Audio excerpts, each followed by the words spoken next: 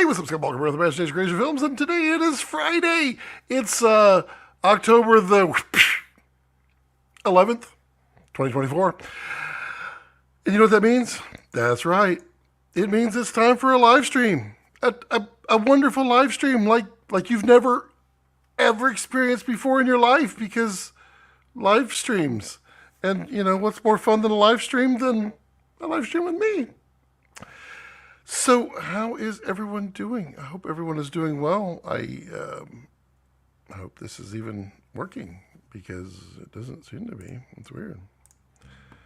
There's like no one on.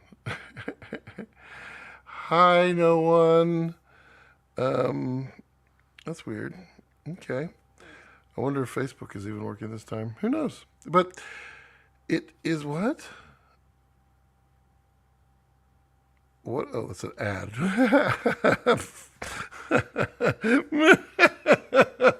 So anyway, yeah, I'm back from the depths of my long, lengthy job. That was a lot of fun, and a lot of effort, and a lot of work, and it was a lot of fun. The best thing about that job was getting to put a lot of gear through a lot of paces too. I got to, put some gear that I was testing. Is that working? Let's see if that's working. You just never know. It says I'm live. Okay, well, fine. We'll see. Who shared it? So, I shared it. How did I share it? That's weird. So, yeah, let's see if I go to my professional dashboard. Maybe I go to events. I don't know. It's so hard to be... That's not what I chose. Y'all just enjoy all the... what is going on? There's an event right there. So let's see. Can I just go to it? Happening now, it says. It's a live stream. There we go. Discussion. Okay. So maybe the discussion will show up there. We'll see. Cinemild. Hey, Cinemild. How are you? And Marifox. Hello, Marifox. How are you? Those aren't showing up over here. StreamYard. I'll be leaving StreamYard soon anyway, because StreamYard made me mad by deciding unilaterally that they're just going to raise prices. I don't know, like 80%. Yeah, not doing that. So it'll be a thing. Wow, this is. I feel special, but also because I'm literally just talking to you, because there's no one else on here. This is the slowest. Did I kill off my? I must have killed off my entire subscriber base by going absent for 1 week. That can happen. Or everybody heard that I was moving to Alaska, and they were like, "Well, yeah, fine, bye, see yous." Well, I'm still the same old lovable me, whether you liked me or not. Yum. And I'm just going to do what I'm going to do. So yeah, it was a fun and enjoyable project that I had. It was in, I can't talk a lot about it, for about a year, but all I can say was 2 weeks. It was in Arkansas, and it was at a national park. That's about all I can say. But it was a lot of fun. It was a lot of coolness. Hello, Tyler. How are you? I have somebody. Thank you, Tyler, for showing up and being the one person that's here. People are all like, I'm done with that guy. He's moving to Alaska. He ain't going to be the same. I am always going to be the same. I'll just be colder. Slightly colder. So that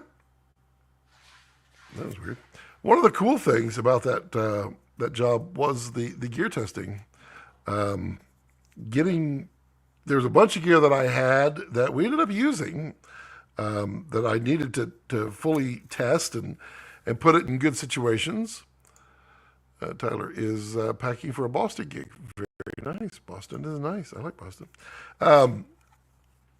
And so there were some lenses and tripods and backpacks, oddly enough, that that I was testing, and I was really looking for the right opportunity. I mean, you can't really test a backpack in the backyard. I mean, you can wear it around, but are you really testing it by tromping around in the backyard? Not really. So we loaded it up with a whole bunch of gear, a lot of gear that we needed, and we did a lot of hiking. It was a lot of work. And I'm this most peak, conditioned, well-tuned, muscular guy without 1 ounce of flab on me, and I just do. I just do. That's what I always say. I said, I may have to stop for a break. It won't be a very long break, but I may stop for a break, and then we just keep on going. I did learn that it's like my heart rate. It's kind of cool being on the Apple Watch Ultra. When my heart rate reaches like 144 on a strenuous workout, 144, 146, that's when it overcomes me. Of I need to take a break. I'm breathing heavy. It's a lot of exertion. That kind of thing. And so I have to take a breather, and until it gets back down to about 120. When it's 120, I can go right back. It doesn't take long, like a minute.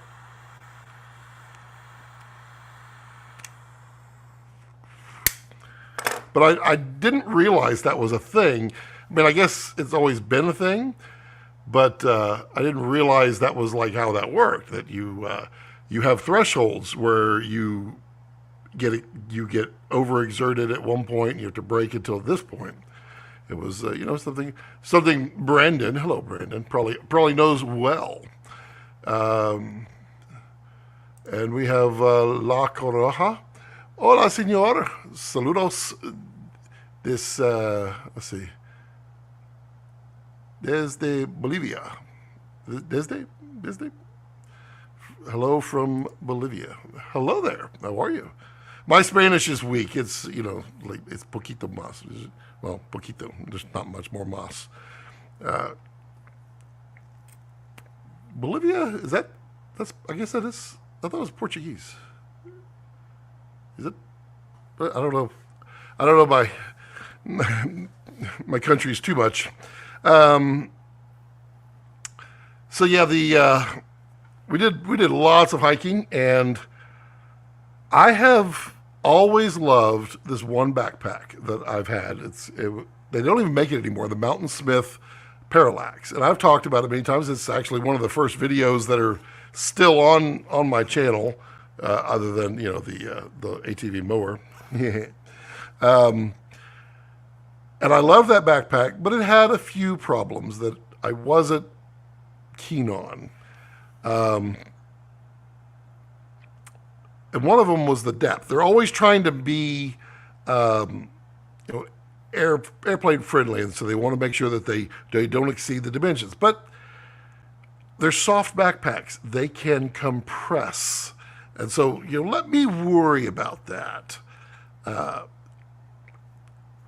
I'll make it fit. So all the other backpacks, they always stop at 8 inches or 9 inches because they don't want to go to 10.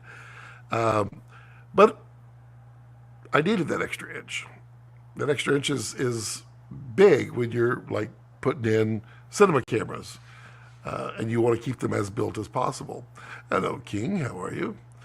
Welcome back, Cinema Sky. That's right. So I got to really put this one backpack through its paces, and I packed the ever living heck out of it. There'll be a review shortly. I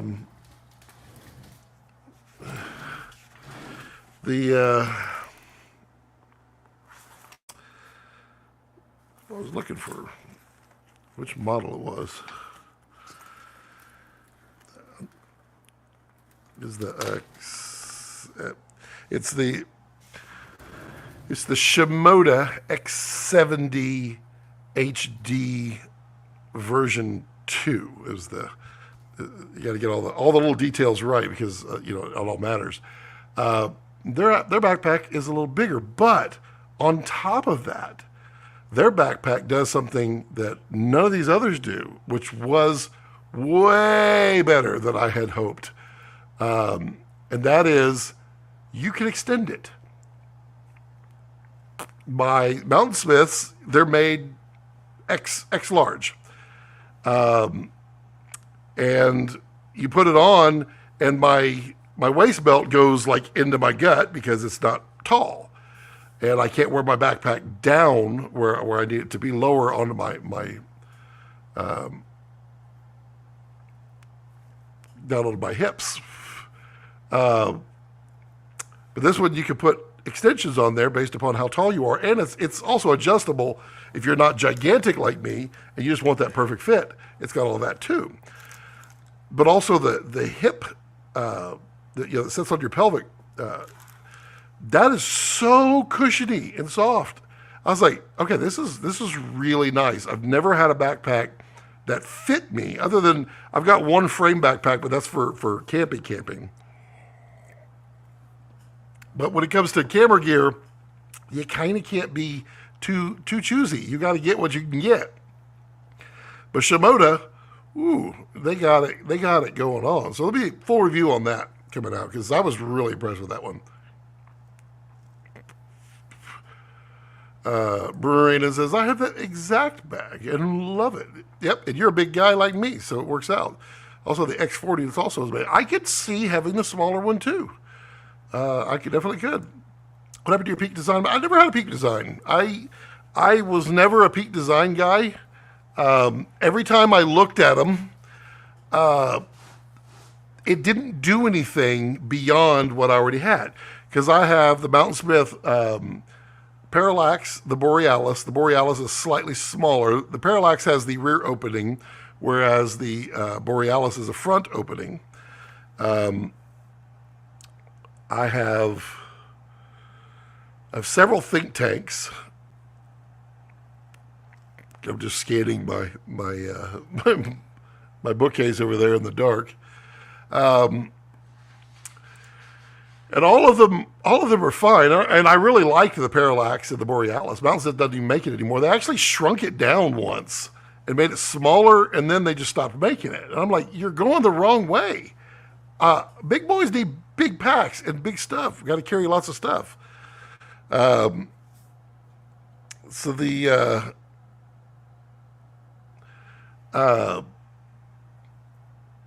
that backpack, very cool, very cool. Shimoda is the best when it comes to outdoor active camper bags. I have to say, Mountain Smith to me, I've had that Mountain Smith now like 10 years, and I have beat the ever-living heck out of it.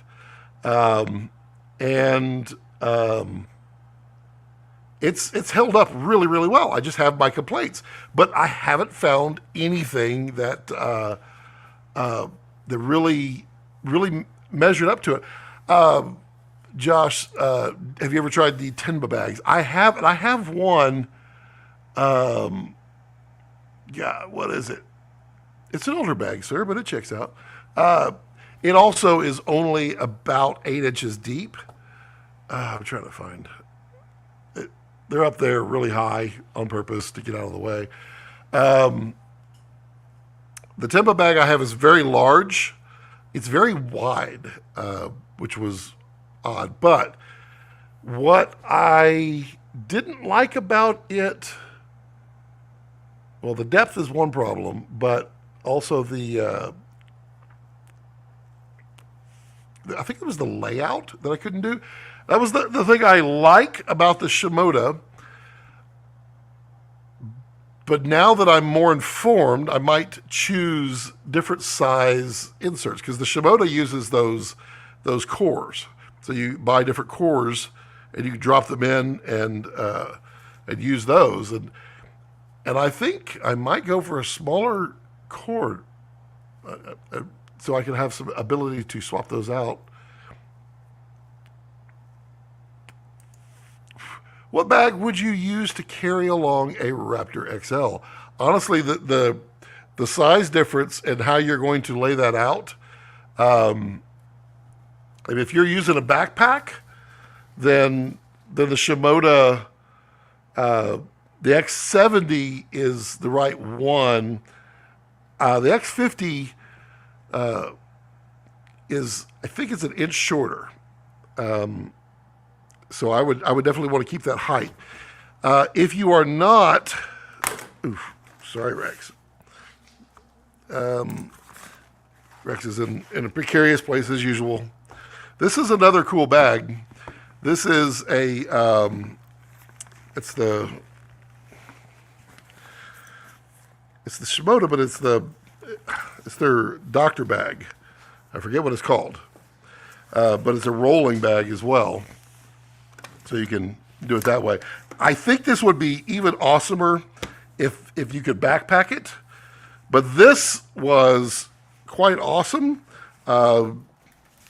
because in that bag, you can have a fully built out, fully rigged camera. Just set it right in there and close the lid and away you go. And I really enjoy that. And in fact, the last 3 jobs, I've used that doctor bag. And it's kind of nice. I had V-Raptor and Komodo X in there, just kind of face to face. Works like a champ. Brandon's like, I have that bag as well. The doctor's bag is great. Apparently, Brandon and I kind of walk the same because we're both really tall people. I use the Tenba Cinelux bag. I remember seeing the Cinelux. If it's my Canon R5C fully rigged out, even with the monitor attached, I got to figure out which. Man, I don't know where it is. It'll probably irk me enough that I'll have to get up and go look. But I think it's on the very top. And if it is, you know what I could do? I could turn this light around and turn it on. Yes, ding, I won. Yeah, it's at the very top. Oh boy, I ain't getting that one.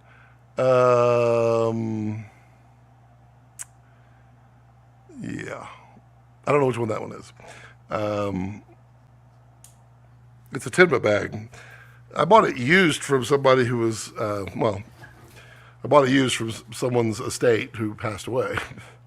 Sadly, but I mean, I want to keep it going. My Komodo X fully rigged did that thing on the book tour, and it was great. Yeah, it's fast.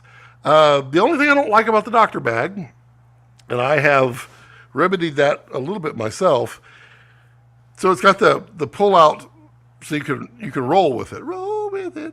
But you have to put those slides go in and out of the bottom of the bag. So you've got these 2 rails that are at the bottom. There's a little padding on top.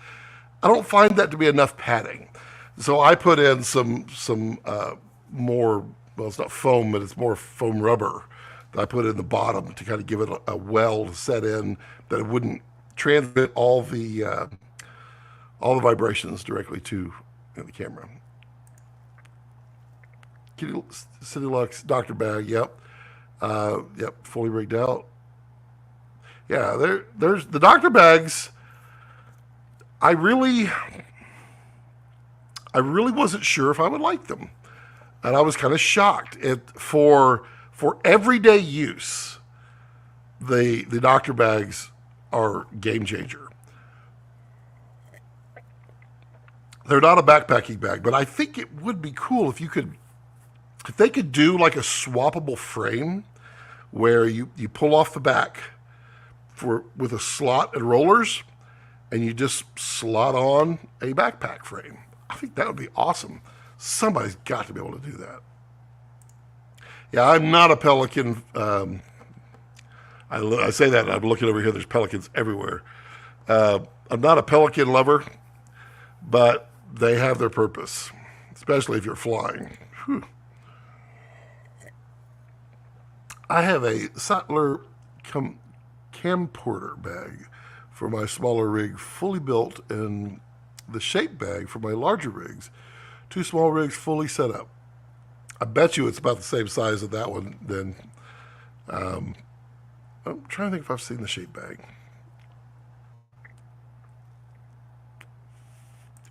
Could it carry a Raptor XL, two PL lenses, and 4 batteries and a charger? It could. The thing about the doctor bags, though, is they're not compartmentalized. So it's open. I would, well, I will because I'm me. I just need to empty it. It's still got stuff for my trip. And my filters. This is the rubber that I place in the bottom. This is a Komodo X that I'm going to place over here, carefully away from the edge so that it doesn't get pulled off onto the ground, because that's not how I treat things around here. But there's a Nikon in the way and a cable in the way. There we go. Now we got that. And then there's a Rex on the floor too. Look. Okay. So, do. Let me get rid of this. And let me get rid of this. Boop, boop. So the doctor bag. This is the Shimoda. I don't know which one this one's called, but I'm just going to call it the rolling doctor bag. I need my feet back around. So it's not compartmentalized inside. And these are the right here. You can see these rods that come through. That's from the carry handle that's right there. It's huge inside. I mean, really, it's plenty big, plenty space. That was from the movie The Fugitive. You can see, you can look it, plenty space. Here, let me show you. Probably should do it the right way up. Just want to grab these. So, the Raptor, it just swallows it up, no problem. There's plenty of room in there. It goes down. You just fold your monitor over. You're totally rocking. You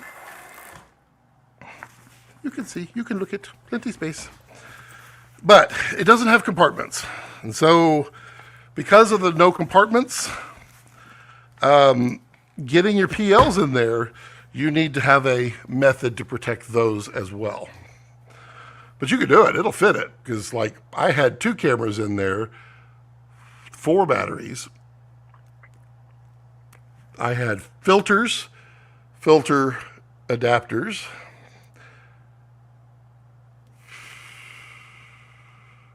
rings,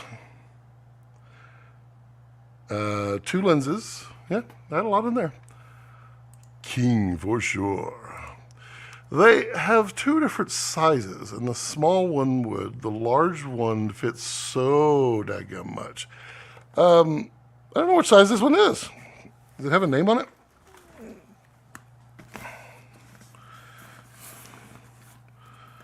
What's this? That's for the tripod. Yep. What the... Man... I hate when you get something and you don't remember what it was. We will know for sure. What? It's got a name. It's got to have a name right here. What is this? Ooh, it's handcrafted. Well, all right then. Well, how am I supposed to read that? This is for new people, not old people. Well, I'll get back to you on that one.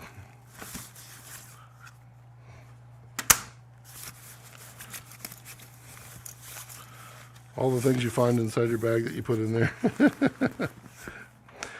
It's funny, too, because it's so big, it can actually hide stuff that I was looking for, and I couldn't find it, couldn't figure out where it went, and it was there all along.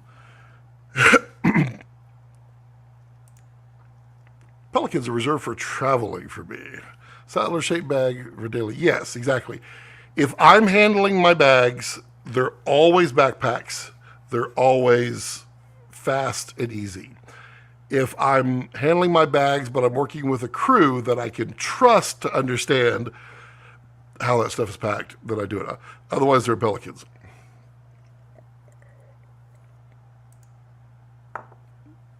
Miranda said, I had the large one for South Africa, and I had my Komodo X, two Leica SL bodies, a 150 to 600, a 700 or 70 to 200 Sigma, two V-mount 150s, two M-mount lenses, two Sigma Contemporary L mounts, a bunch of batteries, and a whole pack of gum.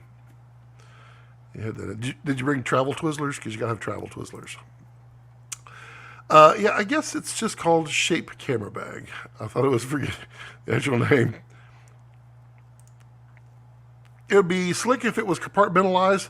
Yes, but what also would be slick is if you could, if they made, a lot of these, they have them, but if they made compact lens carriers that had Velcro on the side, that you could just like stick them together, and that way you could just set them in there as an end, or use them as a partition would be nice too. My camcorder bag is the small one. It's a bit tight, but honestly works great for the Komodos. My thing with it, I am a bad, don't do what Scott does, bad red user, and that I travel with my monitors attached. I know. Right now, everybody at Red just went, no, say it's not so. But what I do, because like on the old DSMC2s, Brandon, you should pay attention. On the old DSMC2s, the monitor won't sit flat on the top. It's got about an inch of gap. And that's where you get these. Something like this. My wife, she made, which is not on here, she took one of these bright tangerine bags and she put in some of that in there. And so she makes a monitor bag that goes over the monitor, and then you fold it over, and then you get the padding. So then you can fold your monitor flat. And I have the same thing for the V-Raptor, except I use the lens cuff bag because that is the most awesome bag ever from Gregory's Lens Cuff. He's got one for his focus chart. It's the best monitor bag. But I don't like putting my monitor on and off. I like to leave it on there. So that to me was one of the big saving graces on that doctor bag, and also that the Shimoda, the big X70.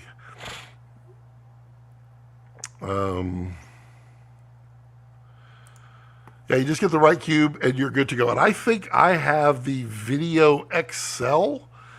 It's big. It goes all the way up to the zipper, which the zipper is really big on this one.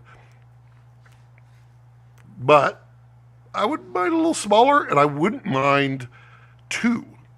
Just one that fits one, and then you can set another one beside it. Would be nice. What mic would you recommend for indoor dialogue? I want more 3D sound, fuller audio than the 416, 418, and MK-H50. Well, fuller sound. You just need a really short cardioid mic. There's a lot of them out there. 416 is a shotgun. That's for outdoors. It's not for indoors. MK-H50 is short, but it's a super cardioid, if I'm not mistaken. It's definitely more shotgunny. I mean, I am still a fan of the little Octavos, the MK-012.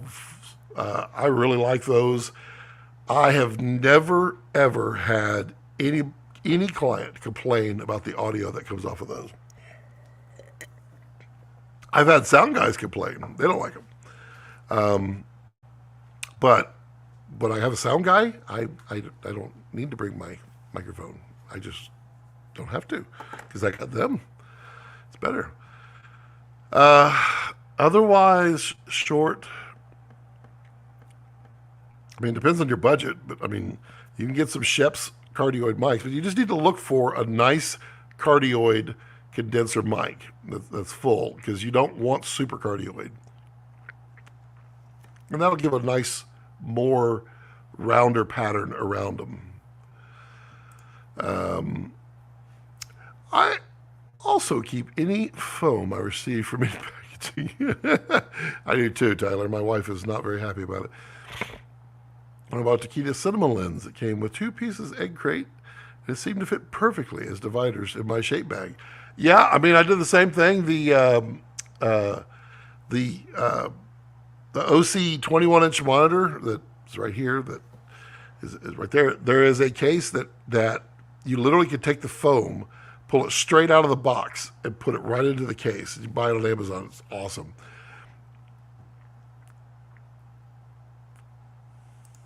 The roller DV is the big one. The other is the carry-on. Okay, so this will be the roller DV.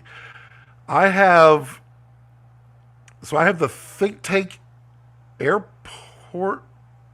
Is it Airport? They have two. They have. I'm going to call them Airport. I don't know if that's the exact name, but they have Airport and they have Airport International. And the international one is sized international for carry-on, and the other one is sized for the domestic flights. And those are both great, but they lose so much when they want to make these things rollers. And I don't know why. They always do roll. I would rather throw a backpack on at an airport than a roller. I don't know, maybe that's just me. But you lose so much interior space. The other thing that I like about this bag, the Shimoda X70, you have the whole top. So you can add clothes in there. When I'm done with the parallax, there's like a little bit of room for some clothes. Not much. Chris Flores, hi Scott. On Komodo OG, are there any cons besides cropping when shooting in 5K versus 6K? I use a speed booster on my 82mm filters vignette hard, and I want to keep the speed booster. So is Matt Box the answer? Cropping is the only real issue. And cropping, I'm going to point out the problems or the negatives that cropping can give you. Obviously, it's smaller, but if you're delivering 4K, now you only have about 20% more data as opposed to 50% more data to bring into the 4K image. So you'll have less information, still a lot of information, but you'll have less information to condense down to 4K. It's not the end of the world.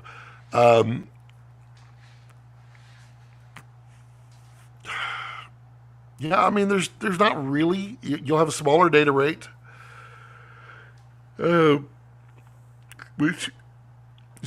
smaller file sizes. Those are all good things. Well, most people would say they're good things. Let's see. Have anything on Facebook? Nope. Nobody loves me on Facebook. It's okay. I used to get all kinds of viewers on Facebook. It was weird. And now I don't get any.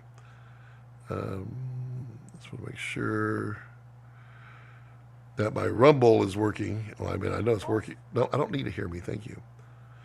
I just want to make sure there's no comments because, I care. I care so much.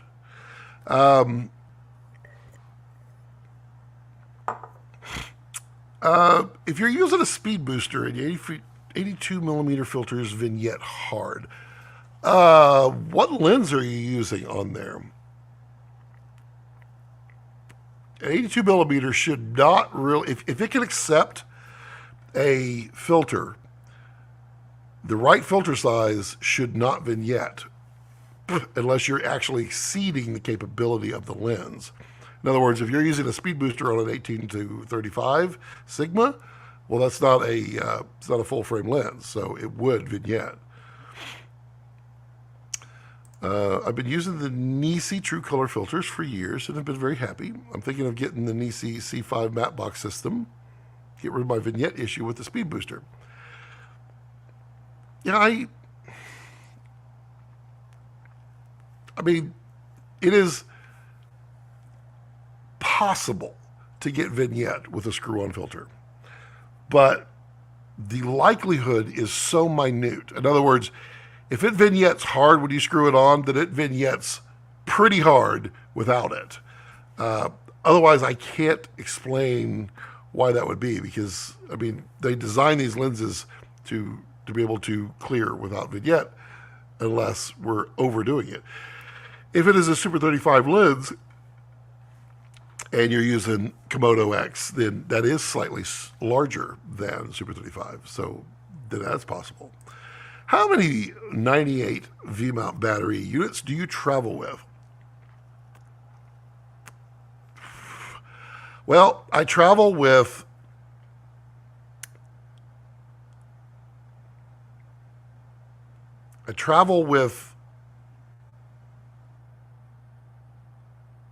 I'm trying to count, 4 98s and 2 to 3 150s.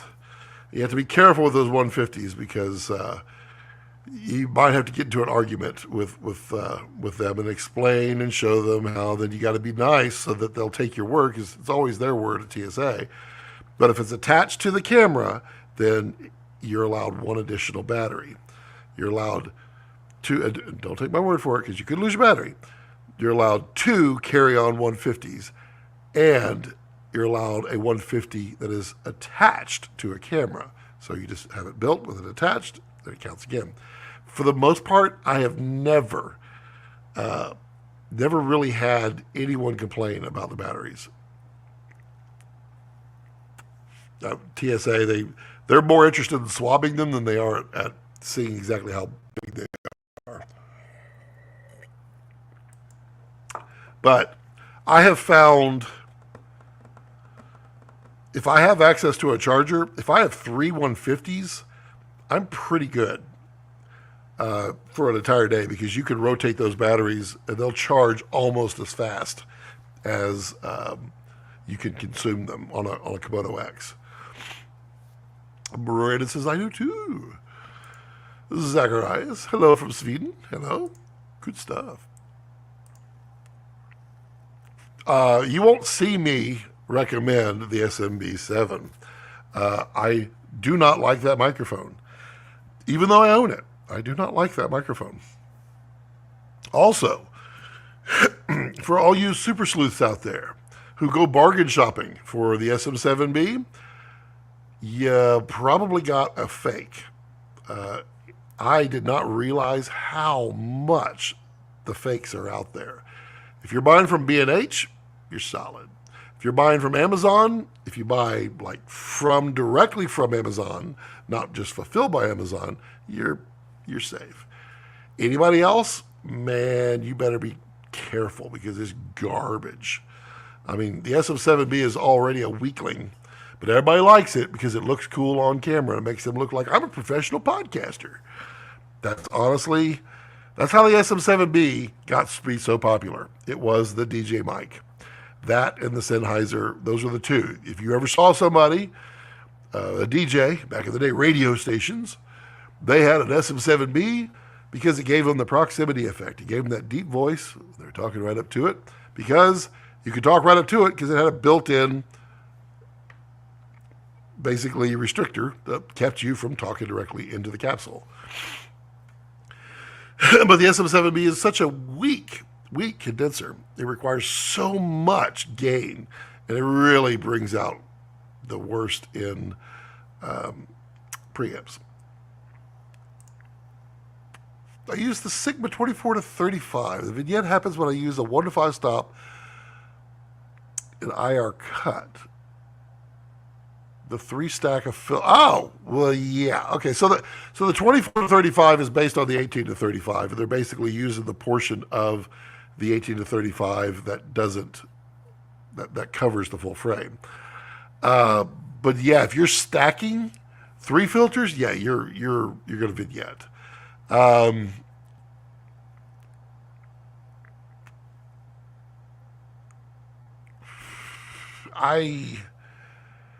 don't have an easy answer for you. I know you asked that on, I think, Josh's live stream. And I don't use external variable NDs Although I will be testing a drop-in 4x5 variable, or it's a 5x5 variable V&D in the future here. But all of mine are either behind the lens or they're physical NDs in front.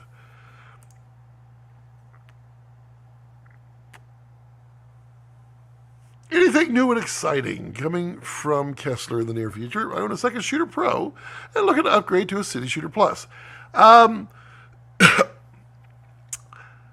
I wouldn't say there's anything new and exciting coming other than some software updates for the City Shooter Plus or Pro, yeah, City Shooter Plus.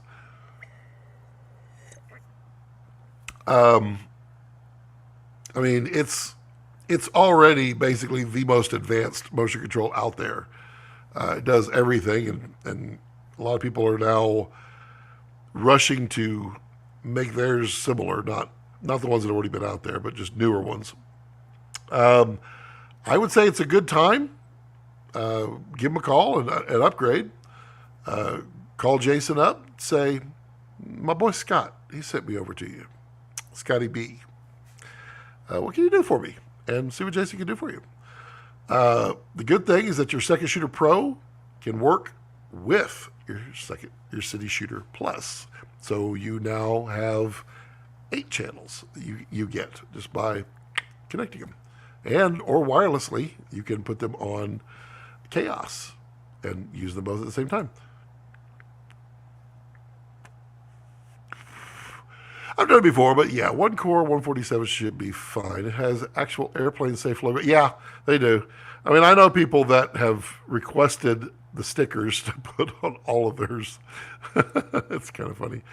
I love the TSA wants to basically unpack, but they literally do, Carlos. Every time they want to unpack and they want to get to every battery and they swab them. But I think what they're most doing, I think they believe that they would just hide at the bottom, and so they want to get the bottom one, and they're just swabbing them along the way. I don't know. I don't really care. I'm not the guy they're after, ever. Yeah, the RE20 is the, I'm sorry, did I say Sennheiser? Thank you, Carlos. No, it was not Sennheiser. It is the Electro Voice RE20. Sennheiser, I don't know of a DJ mic, but yes, the RE20 is the other DJ microphone, which is not a condenser mic, oddly enough. It's kind of funny. Both mics have a good DJ voice to them if you can give them, well, the Shure, you have to give them a lot of power. They're both dynamic mics. Is that right? I think they are both. Yeah, the Shure is a dynamic mic, is it not? And you only need the phantom power to run a cloud lifter. So I'm pretty sure it's dynamic, right? Okay, yes.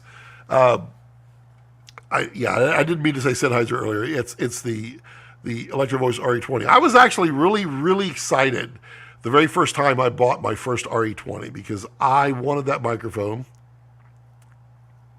because it does really well on kick drums. It does really well on, so does the SM7B for that matter. It works really well on toms, a lot of drum stuff, but for the vocals. But I ended up returning it because my voice does not sound good on an RE20. It was kind of odd. I didn't know what to make of it. I was a little upset about it because I mean, the RE20 is like one of the go-to mics. But it's also like the SM7B. It's a go-to mic. And my voice sounds fine on it. I just think it's really kind of dumb to have a giant microphone like that sitting in front of your face. That's just my opinion. You know, that 50 cents won't even get you a Coke anymore. Tyler says, what do we think about the new Sennheiser wireless lav system? I'm not sure. I like that it's digital. The new receiver looks bulky. Also, why is the analog G4 800 now? It used to be 500. Well, because you just want good stuff sometimes. I'm not a big fan of the digital myself. I use them. I have the DJI Mic 2s, and I think they're fine, but they're not my favorites. I really do like the... rip them out. I really do like my deities.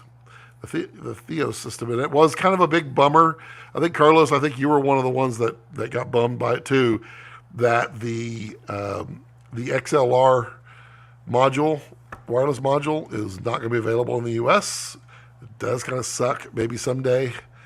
It was kind of a bummer, but the reason they're $800 is because inflation, and the G4s still do really well. I had the G3s forever, and I mean, I only recently sold them. The G4s replaced them, and they're great.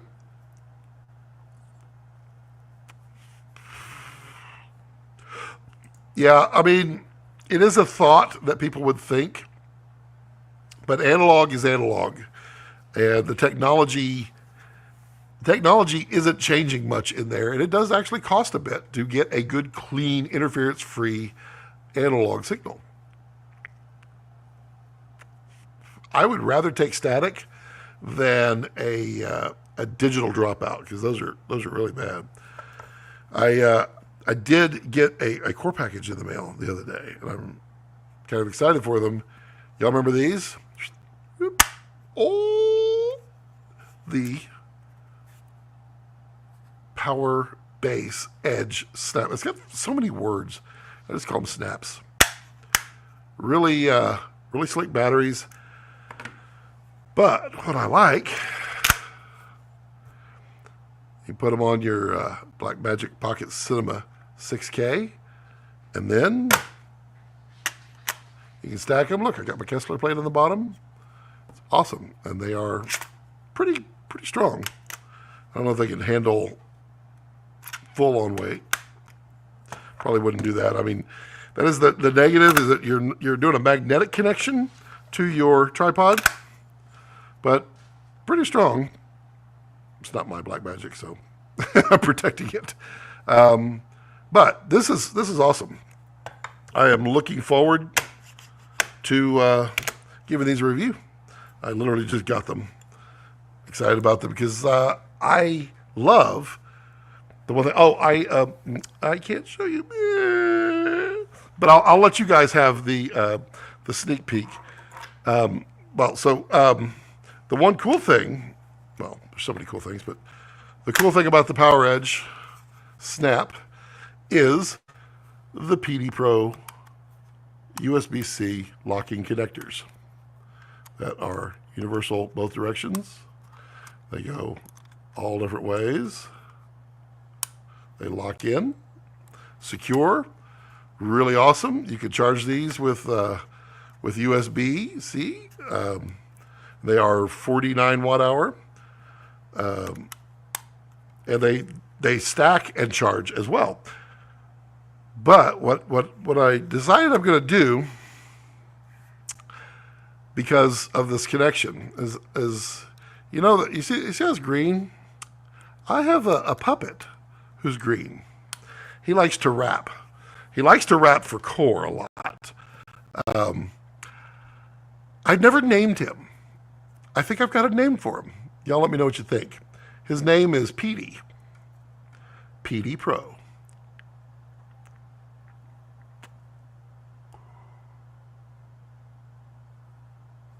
I don't know if that was like cool or not.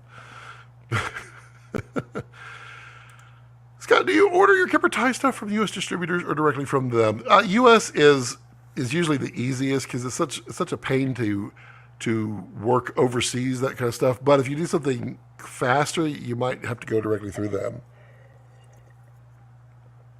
Kipper tie, good company, so I mean they're going to make it right. If there's a problem, I'm waiting for my FedEx. Where's my FedEx today? I'm waiting for my FedEx. Yeah. I know that FedEx guy is bad that it's on the truck. because it's big. It's taking up all the space.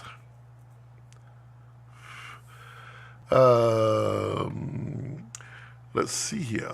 Oh, I'm all caught up with my questions. That's weird for me. Usually I'm way behind. Wait, get out of there. Hide. There we go. So what's everybody up to? What are y'all working on? What are y'all doing? Y'all having some fun? I may. I don't think the quality looks that good on StreamYard, and I don't know. Like right now, I show 22 people on YouTube, and I show 30 on StreamYard, which means that there's 8 people watching from somewhere else. It doesn't look like it's from Instagram. I don't think. What was this? Oh, look, Apple. Yes, and I'm live on my channel. It doesn't look like it is. I guess maybe it's Facebook, but I haven't seen anybody on Facebook. No one says hi. Everybody used to just, maybe it was because I had interviews and it wasn't just boring me. I can see that. That could be a thing.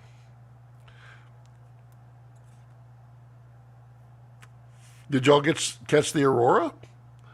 I enjoyed the aurora borealis. The aurora borealis was able to capture it just above the tree line. I just popped my drone up, bing, and did some 8-second exposures.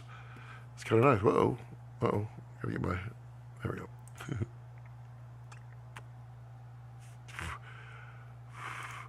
Tyler says, first AC for a short film in Boston this week means not traveling with a camera. But, I mean, come on, man. You're first AC. You're in charge of the department. You got to get everything perfect. And you're the guy they yell at. So there's a little bit of stress that is involved with not traveling with a camera.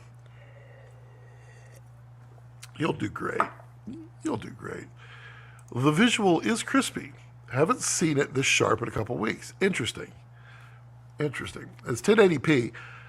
But I know with, if I just go direct and I go through just YouTube, I can actually stream in 4K. I can't do it through the ATEM, but I can do it. So I'm kind of thinking that. I don't know. I'm doing all passion projects. I am a hobbyist, and this is not my day job. Well, the funny thing about passion projects there, King, eventually they become your career, and it's not a bad thing. Do embrace it, should you desire to. I do have a 1510 full of gear still. Yes, you do. What are you liking for follow focus, for wireless follow focus there, Tyler? I'm always interested. Jarrell, hello, Jarrell. How are you? Hope you're doing well. The 180-degree rule. Hello, everyone. Hope y'all are doing good. I'm doing fantastic. I follow the rules. Sometimes I break the rules because I can. Chris says, coming from using screw-on filters, what's a few things to look for in a map box? What's the experience like? Cons, benefits, thanks. So here's what I would tell you. As soon as I figure out where I put it, and without stepping on my dog, because I care. It's in the dark over here. That's not it. That's not it. That's not it. That's not it. Oops, sorry, lady. Let's see. That's not it. That's not it. I just wanted to...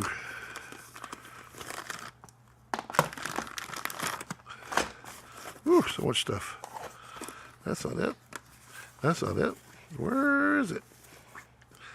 If it's not in there, then it must be in the other bag. Oh, here it is. I already pulled it out. Yay for me! Sorry, Rex, you're in the way. All right. There are numerous small, affordable matte boxes out there. The Tilta one is actually not bad at all. It's very affordable. I just leaned over and got up rapidly. When you get my age, don't do that. Not if you can avoid it. So this is the Misfit Atom from Bright Tangerine. It is rubber. If you see some that are rubber now, they're copying. But you could take this one. It's hard to see. Well, maybe I can see. You know what? Let me just turn on this monitor. I turn off my confidence monitor because I want to embrace me looking into your eyes, so to speak. Okay, there we go. So you can see here, this is the filter holding mechanism. And so it's a lever. It's right here. You pinch it, and it releases that little latch. So filters drop in here and go in. With this one, you can stack 2 filters. It uses rings, or it's a clamp-on, but it uses rings. Let me grab the rings. A lot of companies, I think Small Rig does one. That is lens caps. This is rings. Got my go bags. Thanks, Brandon. So these, you will screw onto the front of your lens, and then they just go in like this, and you just clamp it down. Then you have a solid connection. These are awesome. I use this way more than any other matte box, with the exception of lately. And that is because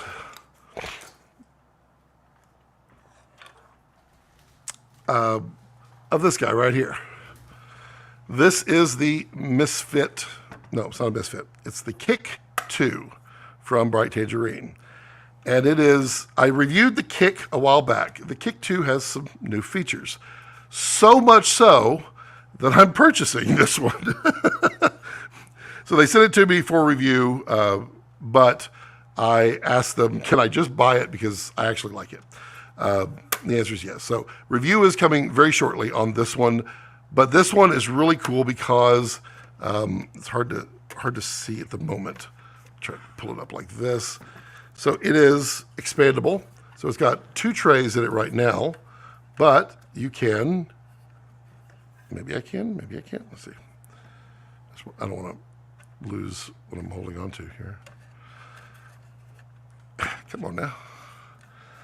It's not designed to do it like this. Oh, because I have everything screwed in. There we go. So you can expand it out. You tighten it up. I'm just teetering on the edge here. And now you have a 3-bay. Well, it's hard to see, but there's now a 3rd slot in there. What that gives me, number one, it's super flexible and very usable. But I can do things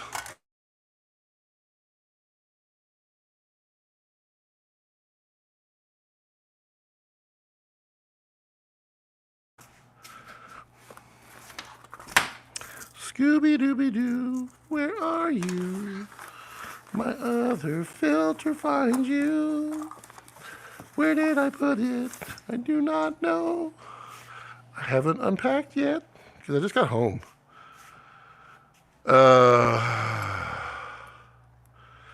Where? Let me find it. It's important. It matters. And I want you to be aware so that you can enjoy the finer things in life like me. There it is. Okay. So, when you have a drop in like that, you only got 2 slots. You can use 2 filters, or you could use one of these. So Revarsity. This is a polarizer. So you can just, ooh, I didn't know the screens were polarized. That's interesting. But you can rotate it. This you can now slot in to that Kick 2, and you still have room for 1 ND in there. So that's where 3 stages really comes in as useful, and these are nice. Also, there are variable ND versions of this, so you could drop in a variable ND. Now, all of that being said, I have owned a lot of them. And I have a Viv for sale. If anybody is interested in the Bright Tangerine Viv, which is the older version of the Kick, and it is not expandable, but every bit as nice and carbon fiber-ish as that. These are awesome because I don't care. They're rubber. This just pops right off. You're like, oh no, you just pop it right back on. No big deal. You don't care because it's kind of a protector. It's awesome. These work like perfect for everything. You can buy the small rig. Yeah. You can buy the tilter version. The tilter version is actually way more popular than you would expect. There's a lot of options there. Cons are the clamp-ons. You got to buy the screw-on filter, the screw-on adapters. And those cost. There's no cheap way to make those well. Okay, it's still lit. Nice. And because of that, you're spending a little more. So there's a little bit of more time. But you have a lot more control with a big matte box than you do just some drop-ins. So you can block the sun much better. And that Kick 2, you can get flags. You got the French flag, you got side flags, you can get all the flags. Every flag you want. Please ask more questions if I didn't answer anything. Jarrell says, do you have a moving date yet? We are targeting for the first of the year. Is what we're targeting. We got to get the house listed.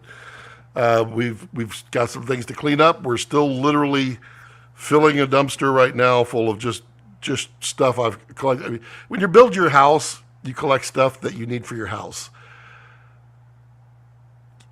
Some people may not see that as, a positive. Some people would see that, oh, you just got a whole pile of junk in there. Well, no, it's not. It's literally like every part that's going to go bad on a well or plumbing or every part, that kind of stuff. So we're just blowing through everything that's obvious we're keeping for the new buyer, and then anything that we just are scraps that I'm hanging on to. You remember that cable box that you've had since you were 12, because that one cable you're going to need. I had 5 of them, and we got rid of them, and I only got half a box now of them. But it was funny. Right after I threw that away, my son-in-law said, "Do you have one of these cables?" I'm like, "This is what I've trained for my entire life." So yeah, we got to fix up a few things on the house, clean it up, put some paint on it, and get it listed, which we hope to do in the next 20, 30 days. We'll see. And then it's got to sell, which we hope it'll sell quick. It should. I don't see why not. We have a pretty good market. And we'll see. Brandon says, I'm watching you, man. That's what I'm doing. I've got the old jiu-jitsu later and then the Northern Lights at the Salt Flats. Is there going to be more Northern Lights tonight? I wasn't aware if there was. Let me look. It'd be kind of cool if it was.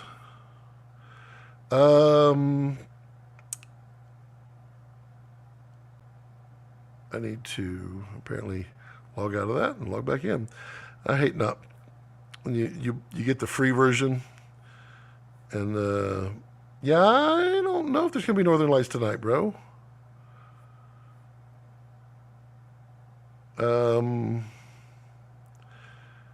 See, 11 at 1 a.m., 4 p.m., 7 p.m. So I only show them at level 5. 10 being the highest. So I don't know, maybe you will. I hope so. I hope you can see them. Jarrell, congrats on not blowing it with another can. That's a little biased. I was happy to see you ended up with a Komodo X. I said it in the comments, and I don't know if you saw it or not, but it was true. It's like, whether you got a C400 or a Komodo X, you were going to make some great stuff. So it didn't really matter. But I think I think you're going to love that Komodo X way more than you think. It's still got that newness to it, but just wait. And you didn't answer my question. When you opened the box, did you take a big sniff of it? Because Komodo smells, they're amazing.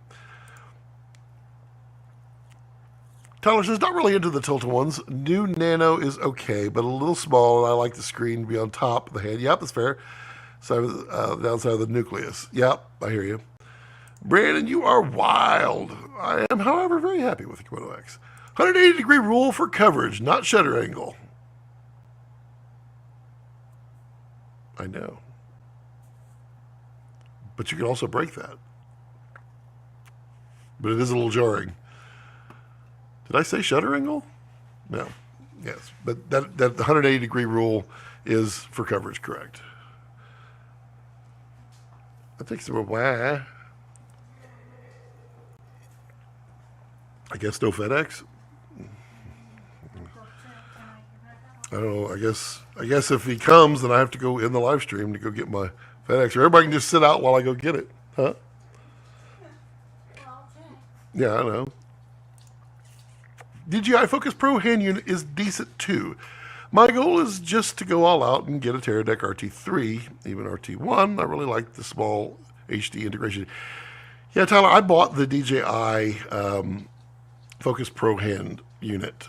I'm on the fence whether I'm going to keep it or not.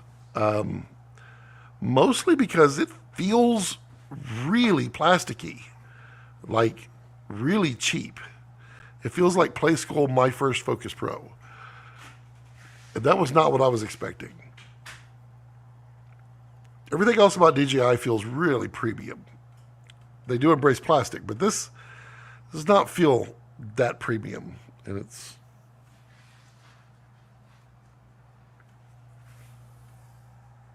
right there. So I don't know if I'm keeping that or not. It'll be interesting. If I didn't have a Blight Tangerine matte box, I'd be looking at Airy matte boxes. Airy matte boxes, you're going to pay for it. For sure. King says, Jarrell Peak, you're getting that bag. I like these side flags of the Airy matte box. You could do the side flags on the Bright Tangerine Kick too. I literally just took them off. But they have on the sides, I literally took them off. I'll show them on the review, but you can see right there on the side the screw holes.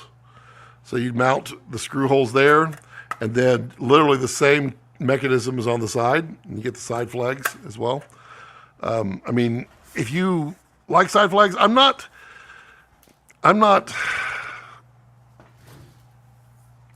so rarely in with a need for the side flags. I think I've used side flags once in my career. So it's not really something that I deem necessary, but I have the ability should I need to. Condor Blue matte box kit looks really nice. Yeah, they make some very nice stuff. I like those guys. Swing away matte box is the way to go. It is, unless you like very compact, which is me. Swing away rules, and I have the swing away, and I will be maintaining a swing away because PLs and all that, it's just so fast. It just whoop, whoop, ding. All good, all good. Well, Baxter is super nice. I have played with a few times. Baxter?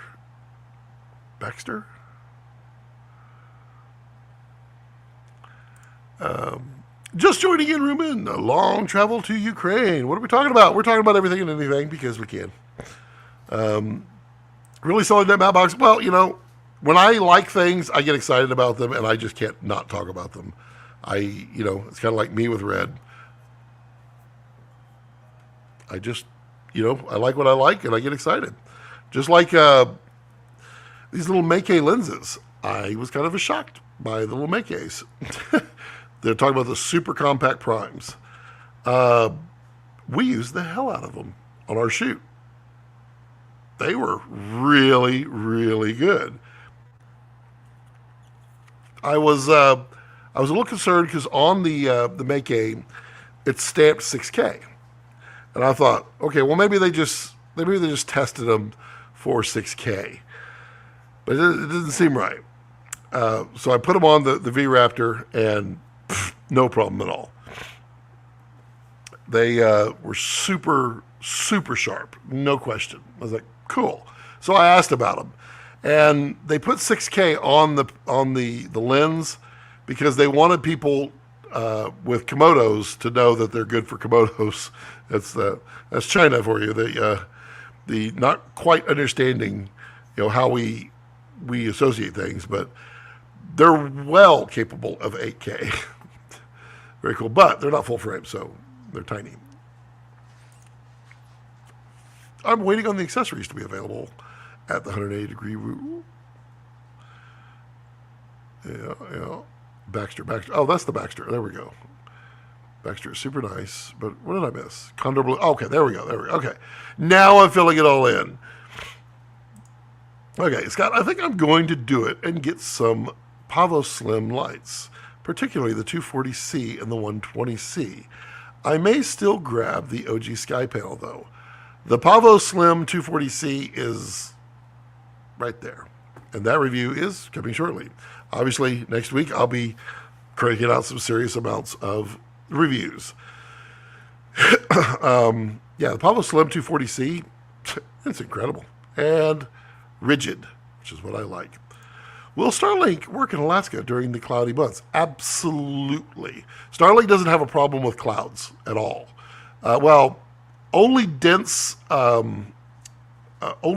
thunderstorms if you're looking like diagonal through them. If you're looking up, which I believe in Alaska they kind of look straight up.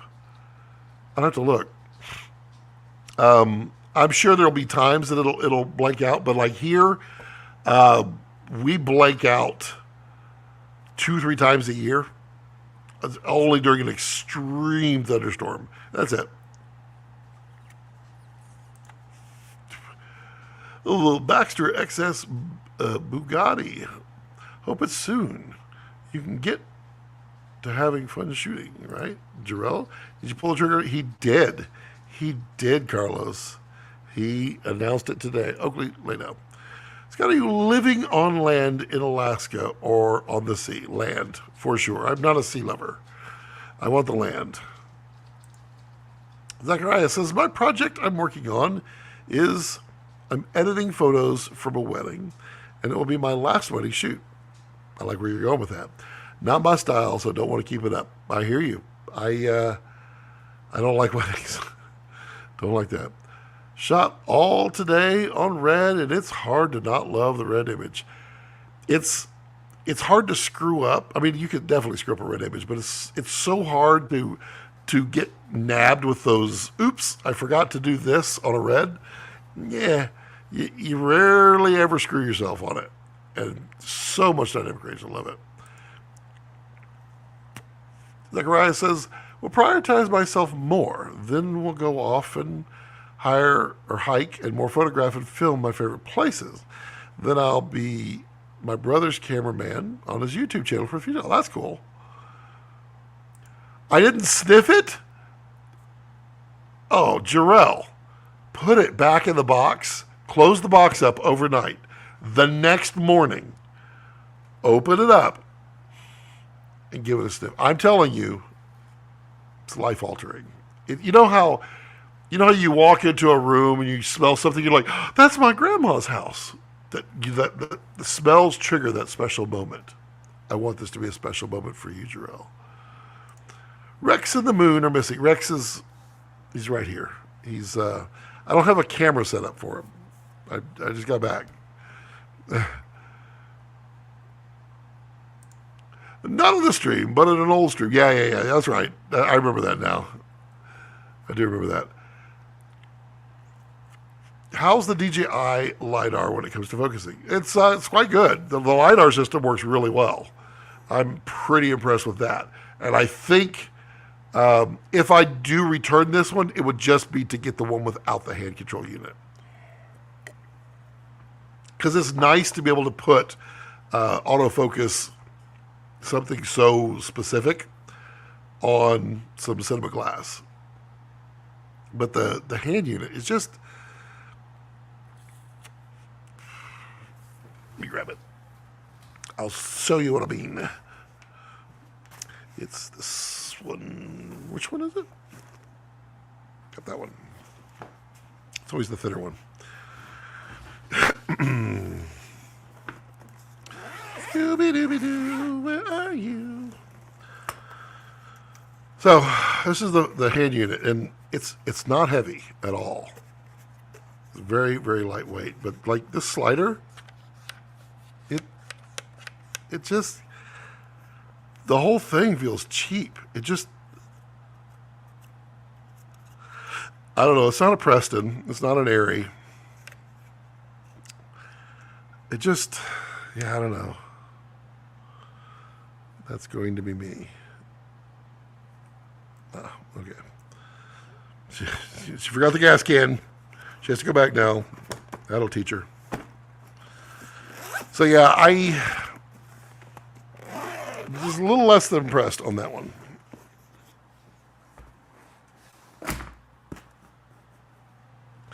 Boop-a-doop. Tyler says, oh yeah, as soon as I picked it up, it worried me. The tension on the wheel is good though. I like some of the features. But for that price, I would like to have a, yeah, I mean, all you're really getting at that price is just the hand unit. And I don't know that that's a justified, yeah, I don't know that that's a justified increase in price. So, yeah. Carlos says, side flags are great when you can't afford a gaffer. You rush your studio line. Yeah, this is true. You can definitely get some of that in there. Have you tried the Nisi MB? I think it's called C5. I have not tried their matte box at all, but I should. Those Meike were my first set of lenses starting out, and I still got them as a souvenir. Which ones, though? Because it's there's two Super 35s. One of them's called Super 35s. The other one, I think they're just called the Compact Primes. And the Compact Primes, I guess I'm not sure I'm allowed to share that, but they're actually another design that was shared. These are the small Compact Primes, and they're Super 35, and these are another lens that is, I guess, licensed through Make It. I don't know. I'm probably not supposed to say that, but you know, we worry about the little things. Super good, super clean, like really clean. Man, now I got to figure out if that's her or not. Let's see. Yeah. So much dirt. She was hauling butt. Now, it went off again. Now what is it? Can't tell if it's FedEx or... Well, there's something there. I love security cameras. If it's FedEx, I gotta go. There's been some odd package thefts in the area, and I'm not happy about it. Papa Slim 240 CL above windows when shooting interior were bliss gray light. Yes.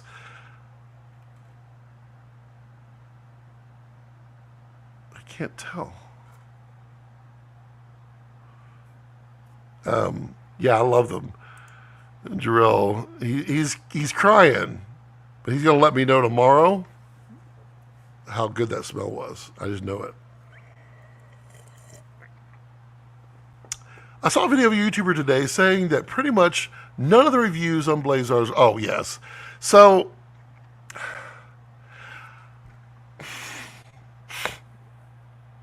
you should see my comment down there which was really weird because I commented on that video, and then a friend of mine on another channel, completely unrelated to camera, replied back. He's like, "What do you mean? I don't understand." And I looked, and my comment was on his YouTube channel. That is not what happened. I was literally on a completely different channel. It was really strange. I don't think that's FedEx. So yeah, my comment was on there because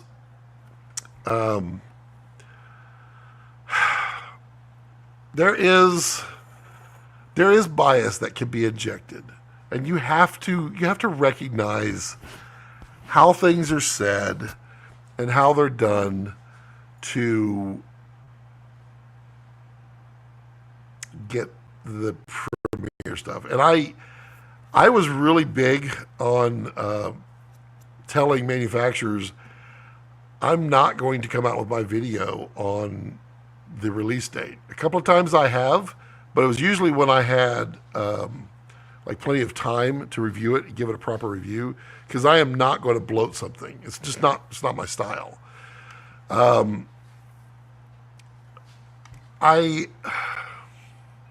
Okay, wait a minute. Okay, now I've got the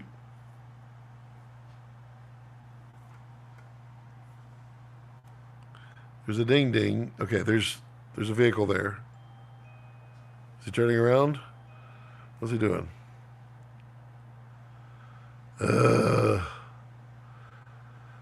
Y'all tell me if it's FedEx, do you want me to just go real quick and go get it and then come back, or do you want me to end the live stream? I mean, there's somebody definitely at my gate.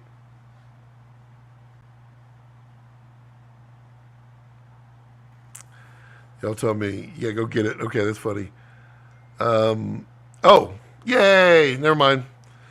Wife got it. Yay! Y'all win. Everybody wins.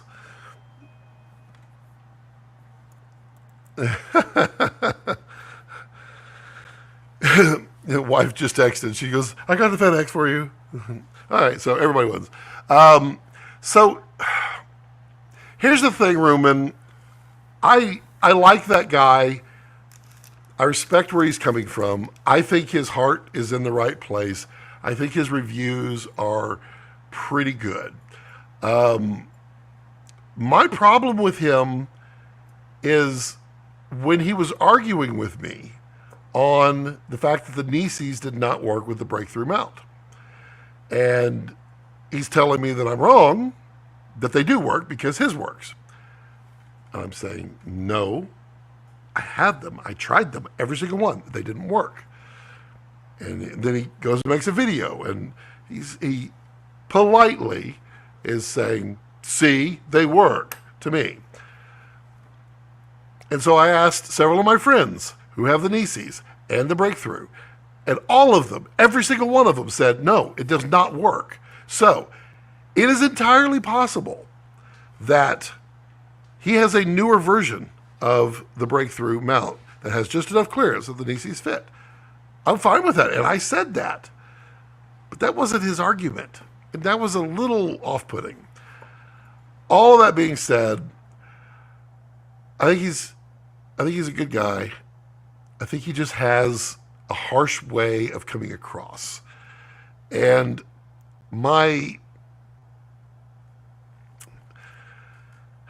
here's my statement that I make anytime I see a video like that. And I literally, when I watched it the other night, I said it to my wife. And that is, these videos always come out when something cool comes out and they didn't get the lens or they didn't get the thing. And these videos come out. And I get it.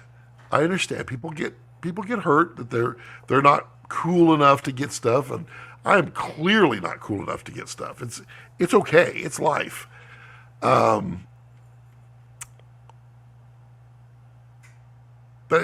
when the timing of that doesn't work.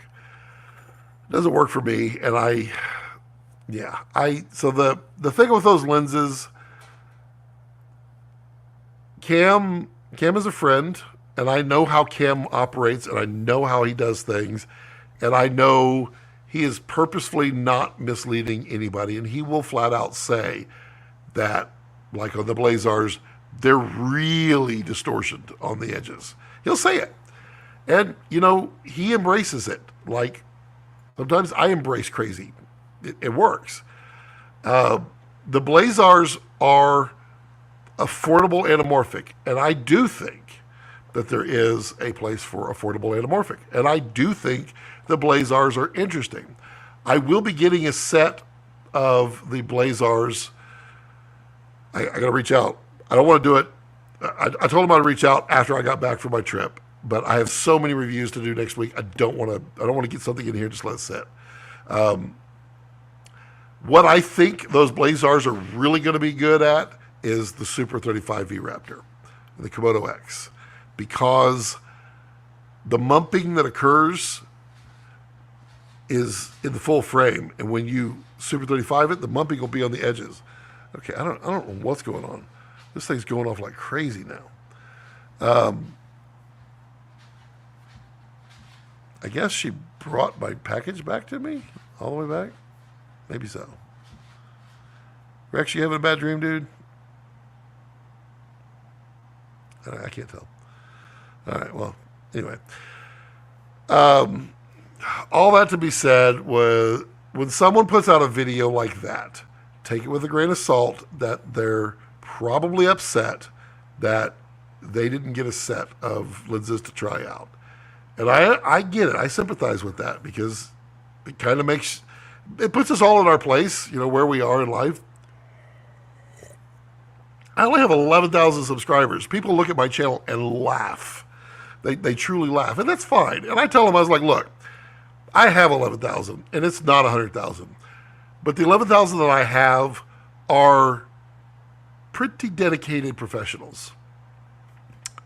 And take it as you see. And I get turned down a lot. But I also get gear in for testing.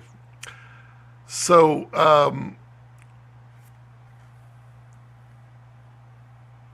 but none of the reviews of the Blazars are honest, and they would never use current anamorphic under 5K. My eyes like the images, but I'm thinking missing SMD.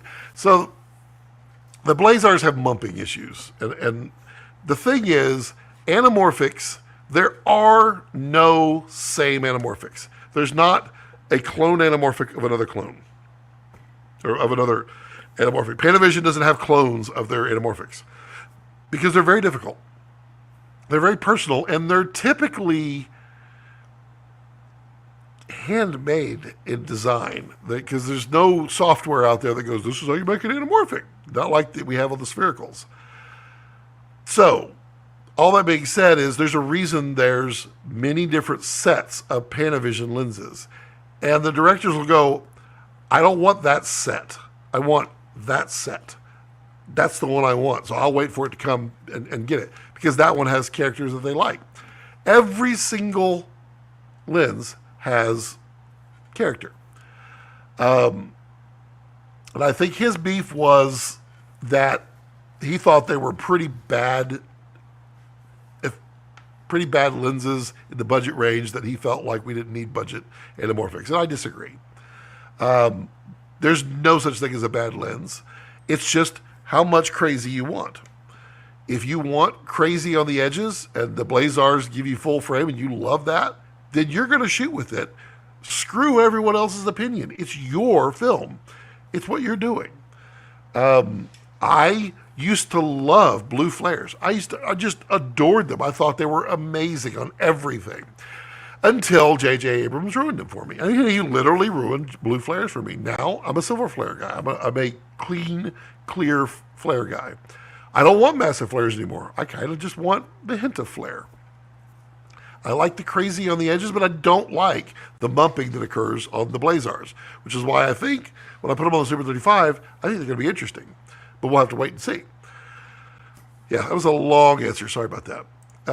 It's not Also not R.A. Price, I'm guessing. It's not an R. Yeah, okay. The creator is Nick Salazar, yes. And I do like his content. Yeah, I think he's a honest guy. I think he's I think he's just I think he just has that personality that's just comes across as harsh. And I would imagine if I met him in person that we'd talk like crazy and everything would be fine. You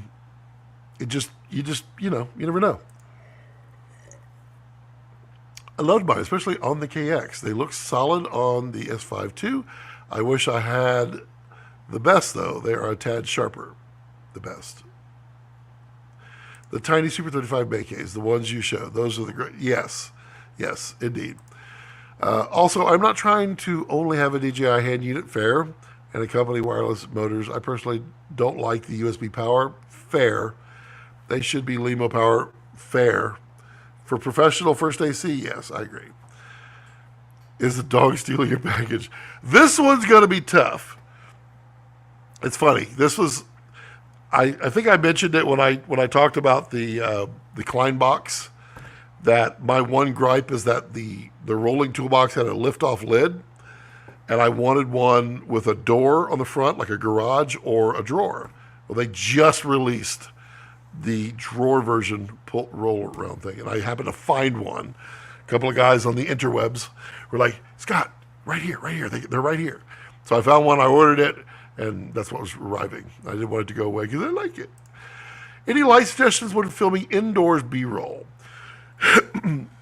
I was on Komodo OG and exposing to save highlights, but needed a bit more power than the AMRAD 60X was giving. Any suggestions? Yeah, I mean, if you just need more light, just get the AMRAD 200 SX or XS. That light is potent. I mean, I have that one right here. Let me crank it up. Let's see what it does to the background. Yeah, so it's I'm blocking it. It's plenty potent. That's 100%. Let's see what it does in the background. Yep, okay. So it's a great, affordable little light. I'm also not opposed to getting a more longer, slimmer, like the Pavo 120, which is a half of the Pavo Slim 240. Also, like the Infinity bars or a tube light of some kind. You can get those and bring up ambiance, bring up your ambient level. Like these lights right here, that's 2 quasar crossfades right now.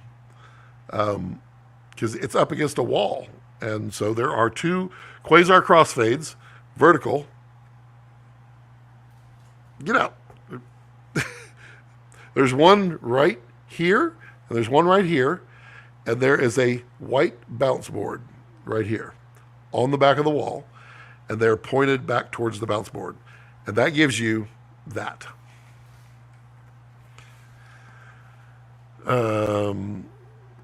I used the Blazars with my Komodo on a recent music video and I really enjoyed using them. The image was great for what they were, even though they were full frame. Tyler, and I think you just jumped onto what I was saying. I am not a fan of mumping. I don't like that mumping that occurs with the full frame Blazars. However, on Super 35, the mumping would be at the edges, and I think you're onto it. Never understood the whole package theft problem. Do they just leave your package outside? They don't. So all of my packages say, do not deliver to gate, deliver to door. And my gate is open for them. They're just lazy. They don't want to come back here. And usually it's the new guys. I train all of my UPS guys with smoky salt and pepper. You give them some smoky salt and pepper, and magically they'll deliver your packages right there. But they leave it at the front gate. My front gate is a quarter mile down the way, which is why I have a camera zoomed way down there. So yeah. Oh. Ooh, I gotta find out something though.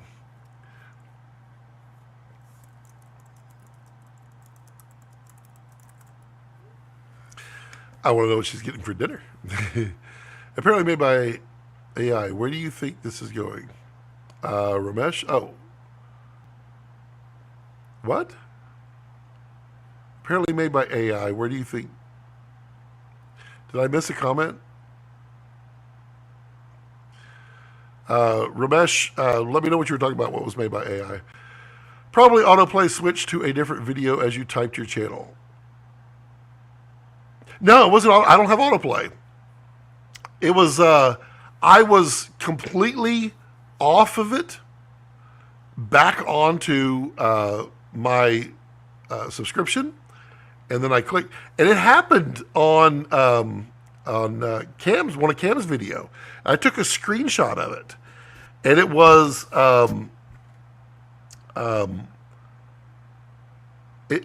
what got me was I was watching Cam's video. This was 3 or 4 weeks ago, and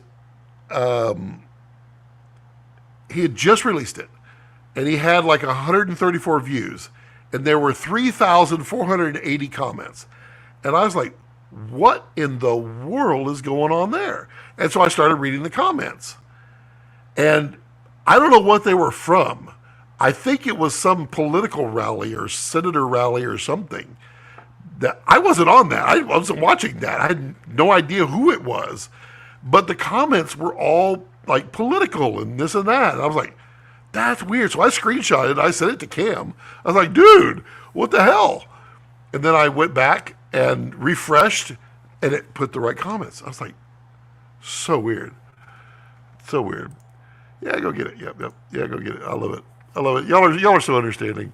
Go get that FedEx. Do a live unboxing. I've had a package for my front door within 20 minutes of it being delivered. I hear you, Tyler. And out here, I mean, there's only like 30 people that can drive up and down this road. Unfortunately, one of them is a bad egg. I don't know that they're the ones doing it. I would like to think that they're not. But we also have all kinds of weird, random things that happen in the middle of the night around here. Just come back. Do what you got to do. Let the Porsche Pirates get it. What? Don't let the Porsche Pirates get it. Okay. I thought you were saying let the Porsche Pirates. Okay.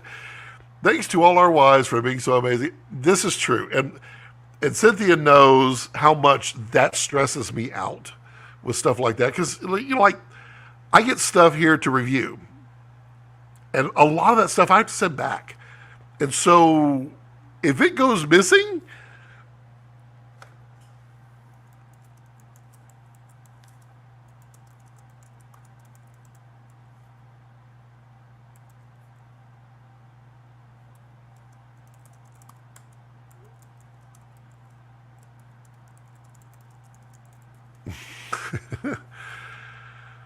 yeah, if it goes missing, I just, that's expensive conversation to have.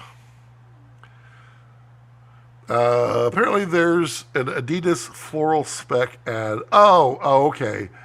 So I've seen all these ads, and I've seen all these videos and these short films where people are like, "Oh, it's over, folks, it's all over." I don't think it's over. I'm not worried about it. Where I think it's going to go to the point where you can put together a reasonable movie, an entire movie, and because it'll be the very first movie, everyone is going to go see it. Everyone's going to want to.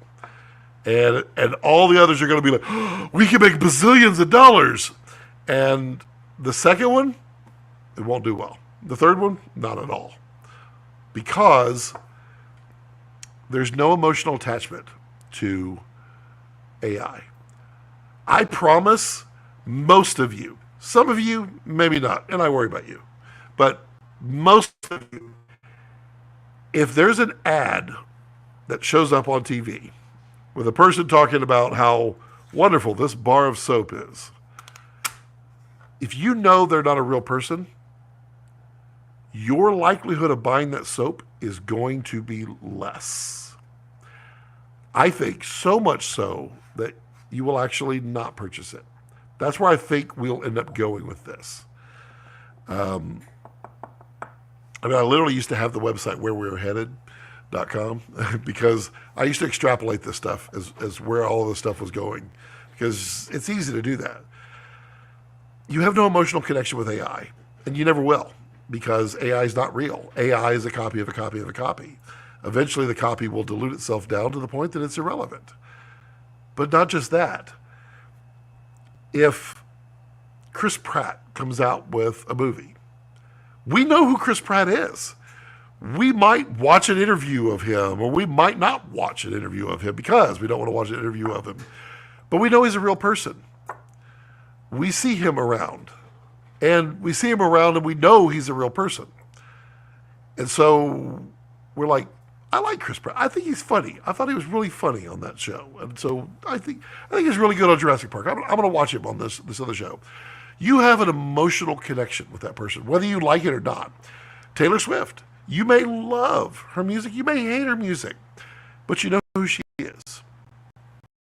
If a Taylor Swift comes out and writes songs that are identical to Taylor Swift, and then you find out it's AI, you'll have zero emotional tie into that song. You won't like it. You'll think, wow, that was a pretty good song, but I'm not going to listen to it because I don't care anymore. That's my opinion. I think humans are more human than humans give humans credit for. That's 4 humans in one sentence. I will say, I think Brandon Talbot wins the internet today for a quote that I will keep and use. And I don't know where he heard it from. I hope he created it because it'd be awesome. But it was, hurt people, meaning people who hurt will want to hurt other people. And this was on Brandon Washington's live stream where he was talking about negative comments. But I think it takes a specific type of person to want to like AI movies. And I think what you'll find is as soon as that initial surge happens and AI is not doing well, that it'll be about how do I trick people into watching it anyway. And that's a hurt person wanting to hurt people. That is a negative person, a person who gets up every day and finds wrong in life rather than finding a way to smile. It's all prevalent right now. There are people, behold the beauty, the wonder of the Aurora Borealis. And they post a picture that's clearly AI, where it's Aurora Borealis going inside of a church cathedral. Doesn't happen. And those people, to me, they are at a wannabe level of some of the worst people on the planet. The worst people on the planet are people who inflict harm for no reason. I don't care. It's like people that write computer viruses. You're just a jerk. You're just a jerk. That's it. And so I think AI will become a tool that we will embrace and use it as useful, creative, and expanding our abilities. But I do not think it will become our entertainment. I just don't. Why would you want to?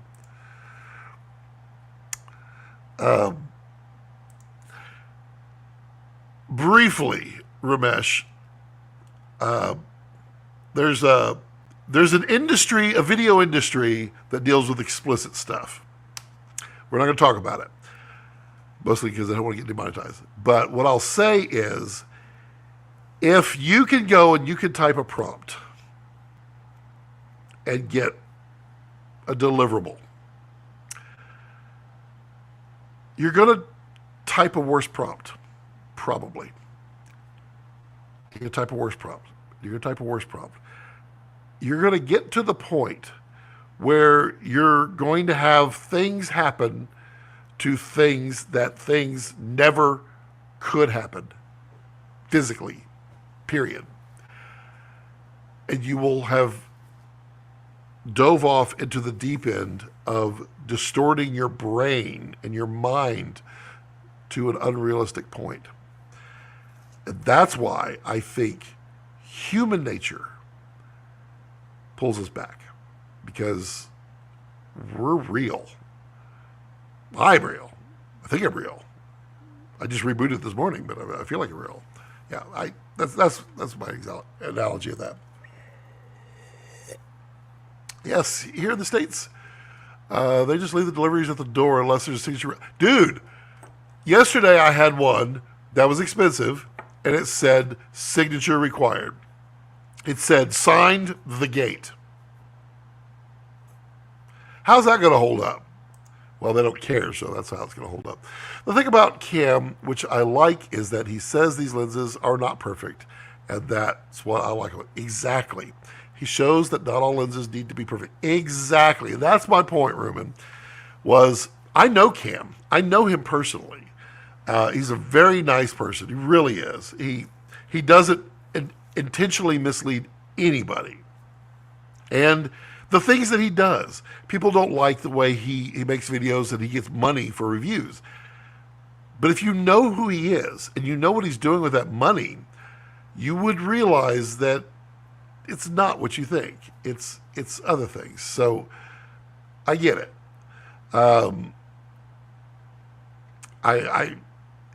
He says like it is. Yeah, and he does fluff. I mean, there's no question that he fluffs stuff up. But he wants people who are going to like them to like them, and he wants people who are not going to like them to not like them by giving those out. I pulled the triggers on a Blazar set, but I'm using them to learn anamorphic, not to film my next feature. Did you get the A or the B set, Cam or Carlos? The B set apparently is much better, much better. Yeah, I mean, anamorphic is fun. I like it, but it's not for everything. Can you imagine a love-torn drama? A man and a woman at a flower shop. But she's out of flowers. But he wants to fulfill her flower destiny. And she wants to fulfill his purchase destiny. That's not a movie that's going to look good in anamorphic. Streaks going across and light lens flares and yeah. No, it's not gonna look cool. Angry Rule says, Ruben, we're working on a project with a bunch of 2000s camera phones to get to our vision. Saying the criteria is the price tag because it warrants quality is nuts. Interesting. I don't think subscriber count means anything in 2024. I agree with that. I follow. I mean, it's funny. I have a friend. I've made a lot of friends in Alaska lately. Oddly enough, go figure. And one of them had like 1,000 subscribers, like 1,200, I think. And I liked his videos. And I liked that he was doing lives and I could interact and talk. And he's a really nice guy and his wife is lovely and just nice, cool stuff. If you're interested, his channel is Curmudge Inn, INN. It's the Curmudge Inn, Alaska. So I subscribed like 2 weeks ago. He was at like 1,200. And then I went to his next live stream, and the video he'd put out in between the two live streams hit the algorithm and got like 1.5 million views. And he picked up like 30,000 subscribers in 2 days. It was insane. And he's still the same old nice, lovable guy. He's fun. He's he and his wife, they live, it's a cool story. They live in one of the houses that used to be on the Discovery Channel show, the Alaska Railroad. And there was like, these people have to give their life because they don't have roads. They live on the railroad. And they own that place now. And so it's kind of fun just to see that and how they do things. And their video that hit was making a Costco supply run for the winter. And they load it all up on the train, and the train drops it off at their house. It's kind of funny.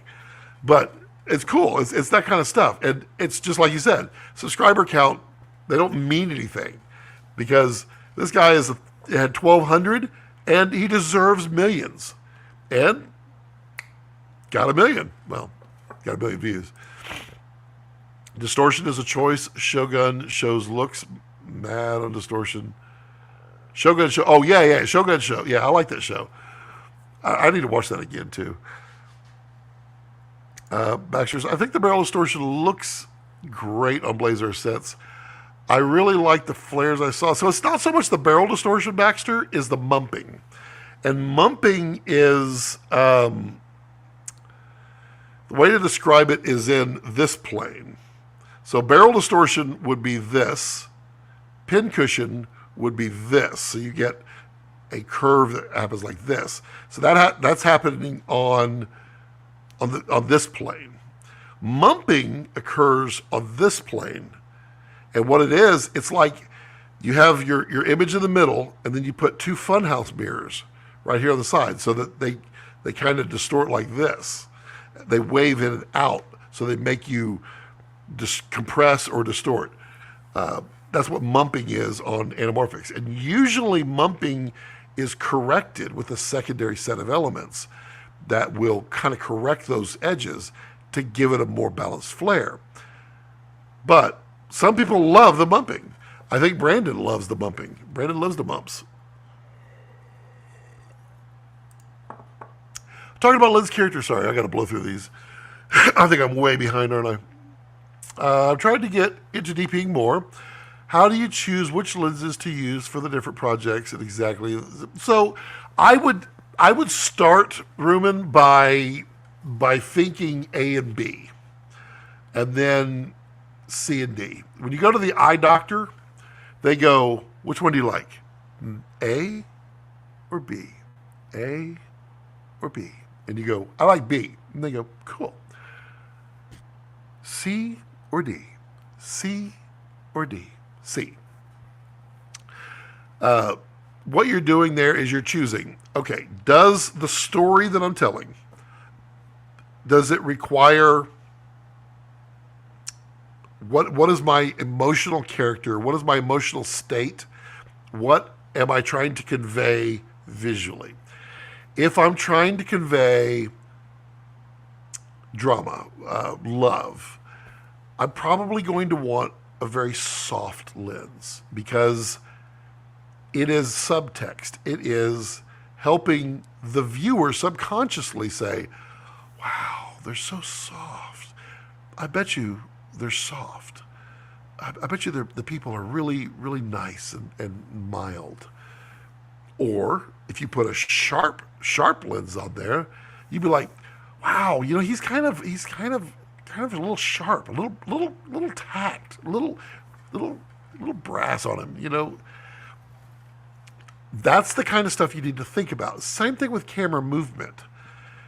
If someone you want to show grace, you show this beautiful princess walking down a flight of stairs, you're going to put that on a steady cam and you're going to flow up to her and around and show these beautiful moves because the subtext that you are selling to the viewer, they're going to feel, oh, everything is smooth, everything is eloquent, everything just moves nicely.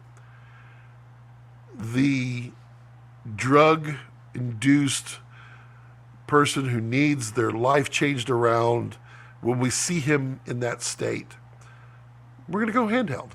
We're going to kind of do a little shaky cam. We're going to kind of just kind of move around a lot. Everything's kind of movement because subconsciously we're going to feel something's off. Something doesn't feel right with this character.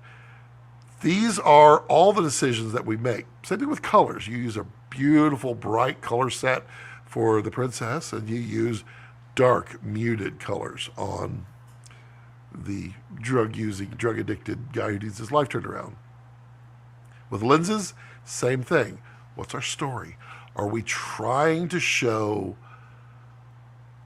soft? Are we trying to show harsh? Are we trying to show everything feels evenly lit,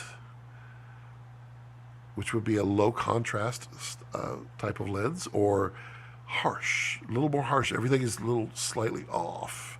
So we might go with a more contrasting. All of these things, Ruben, just the moment you ask those questions is the moment you start to understand my lens choicing, my lighting choices, my my my filtration, my movement, my color palette. All of these things come in as a DP, and the director is really kind of driving this visual look, as well as the production designer. They're creating the aesthetic, and as a DP, our job is to support that aesthetic in every way our department can. So when you're thinking about lenses, it's best to start thinking A and B. Two critical polar opposites. Is this a scene? Is it a corporate video that we're doing for a company that makes little metal cutters?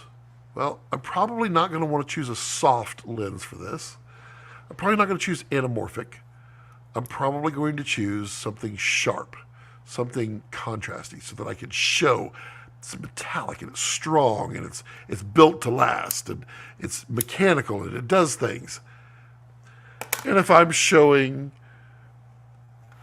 the beauty of the Della air conditioner system, it's so quiet, your home will hardly believe you have air conditioning. This is where a softer lens would come in. Then AB, your next comparison. We got the two harshest. Okay, now we come in two next ones. Same thing with anamorphic, cinemascope, widescreen. Widescreen is about the vastness and showing how big. So Wild West, sci-fi, those are the two big ones that cinemascope really comes into play. You would find that a lot of dramas weren't shot at just 16:9. They were actually shot in 4:3. Well, not necessarily 4:3, but more the film gate of Super 35, which was 187. No, what is it? 166. I think it is. I don't know. Whatever. Those are the questions you ask. As a DP, if you could start asking those questions, you will start shaping your visuals way more than you could ever expect. What does bumping mean? I think I explained that one. I think you did that. Leaving the package at the door is crazy. In Europe, they could leave at a neighbor. I pick up, Nick's take feels like pretentiousness with a layer of jaded utter. Yeah, exactly, Brad. I think he's probably a pretty decent human being. I think his reviews have been pretty good so far, and I subscribe and I watch all of his videos, and I even comment on them. He doesn't comment on. He doesn't reply back, but it is. Dirk, hello, Dirk. Good evening. Cognition, hi, Scott, welcome. You're right. Are we going to have our favorite AI actors? I doubt it. Art creativity is the only interesting because humans did it. Well, another thing that can happen, just going back to character, is if you train AI, just say you took the last 20 minutes of me discussing choosing the right lens and you programmed AI with that. And now AI goes in hyper-focused with a bazillion questions to choose the right look. Everything's going to be so hyper-stylized that it won't work. It won't play with humans.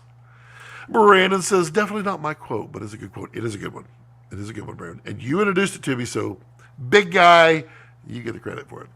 Chris says, sorry, Scott, I meant like walk around light. I was filming in a classroom, V-mount power. I got you.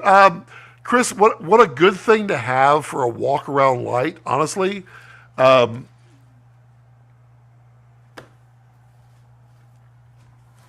think it's right there. Rex, don't move. Ooh, I think it's right here.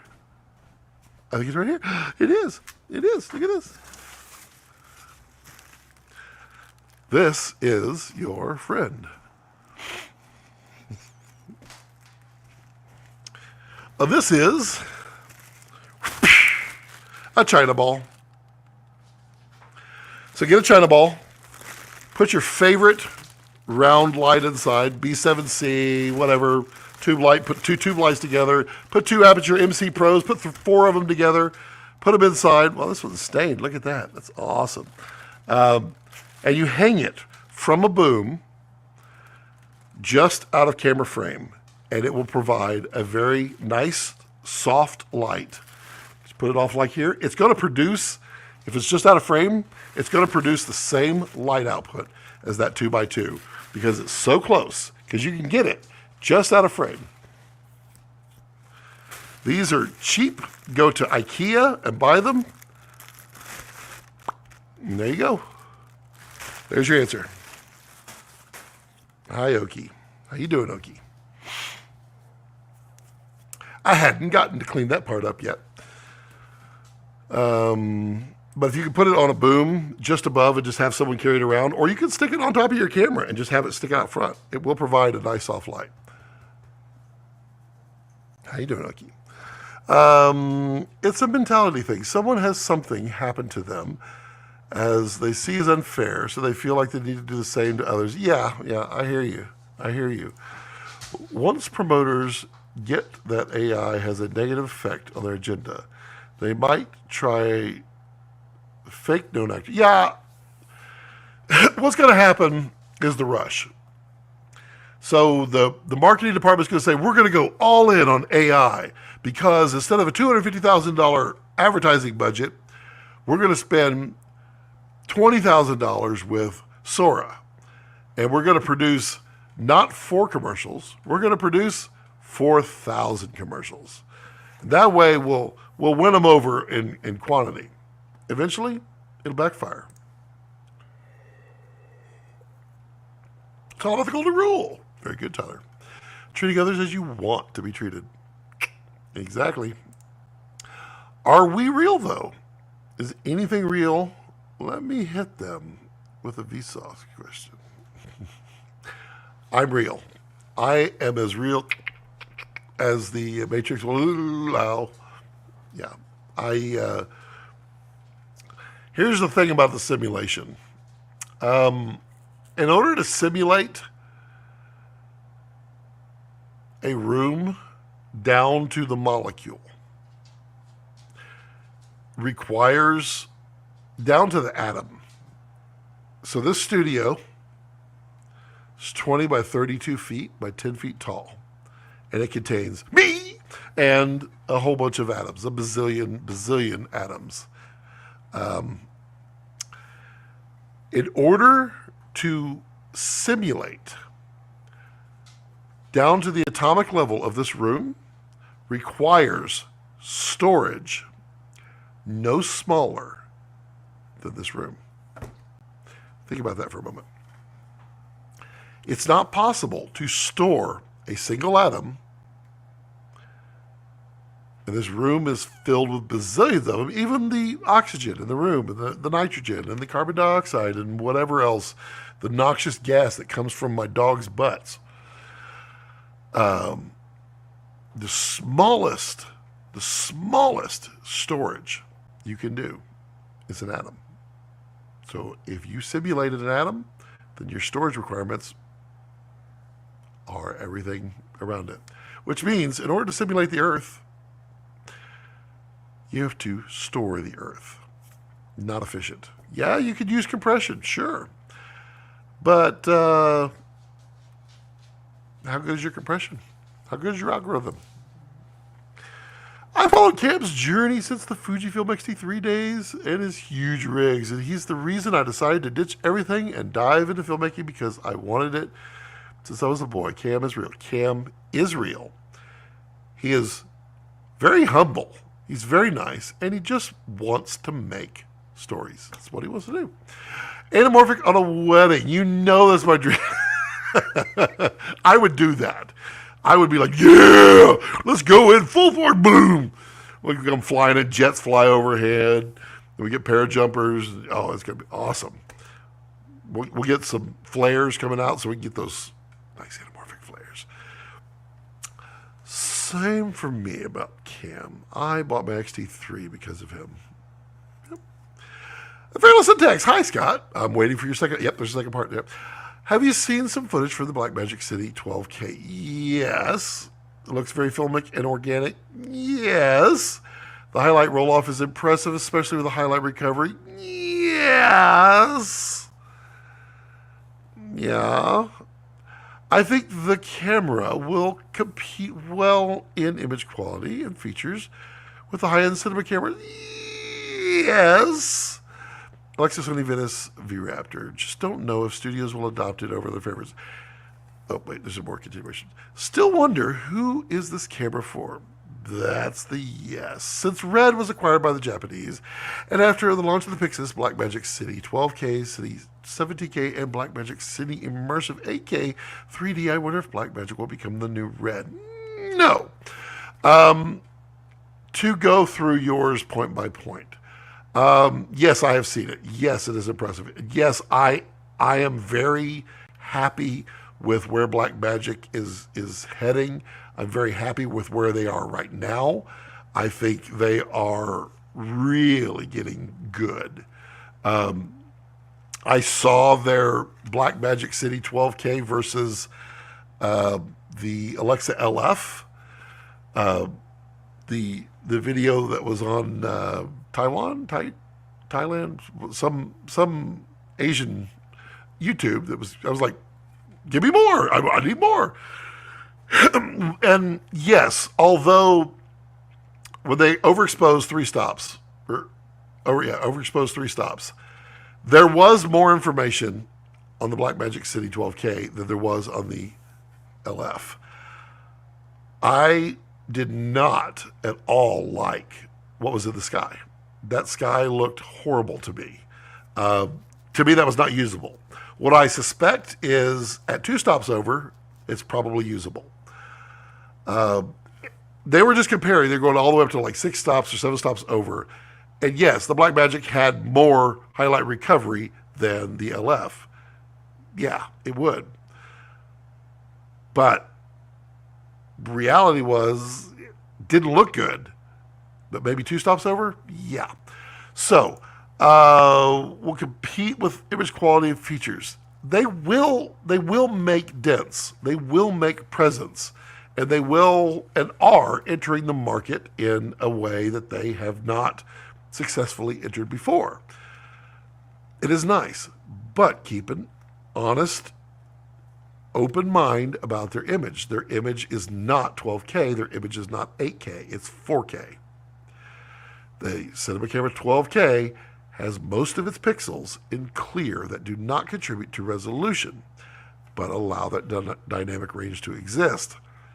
So if you're shooting 4K or shooting to 4K, it's fine. Don't misconstrue. But they're closing. They're closing in on it. They're getting better. The 17K is just a larger format with clear pixels, which will mean it will compete directly with the Alexa 65. But that's only a 6.5K image. Yes, the 17K is not 17K of resolution.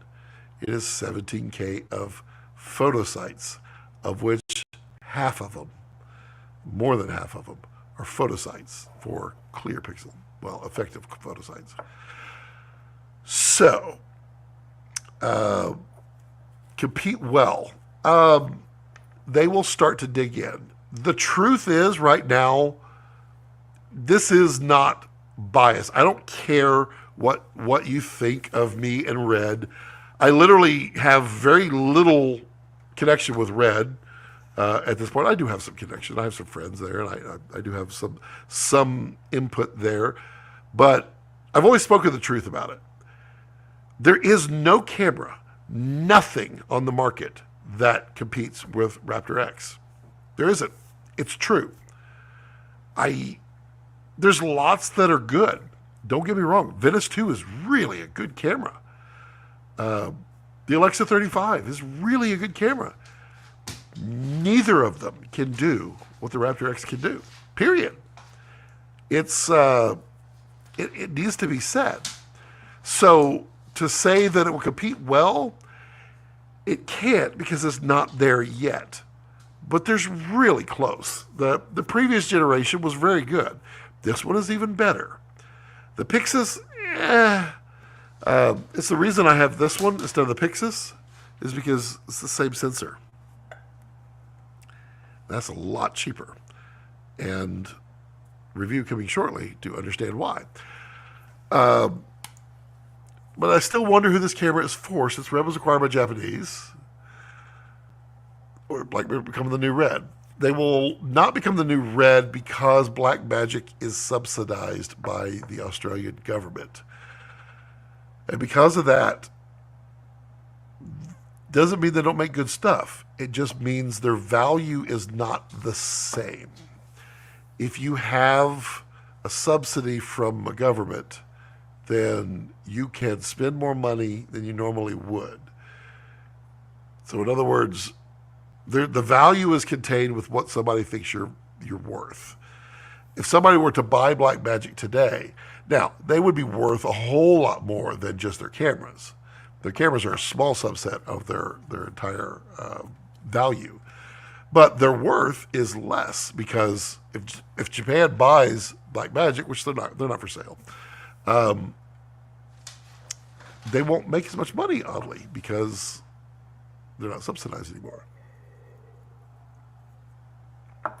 All that being said, Blackmagic is on a roll, and they're going places. They're going pretty quick. I'm very, very impressed with what Blackmagic is doing right now.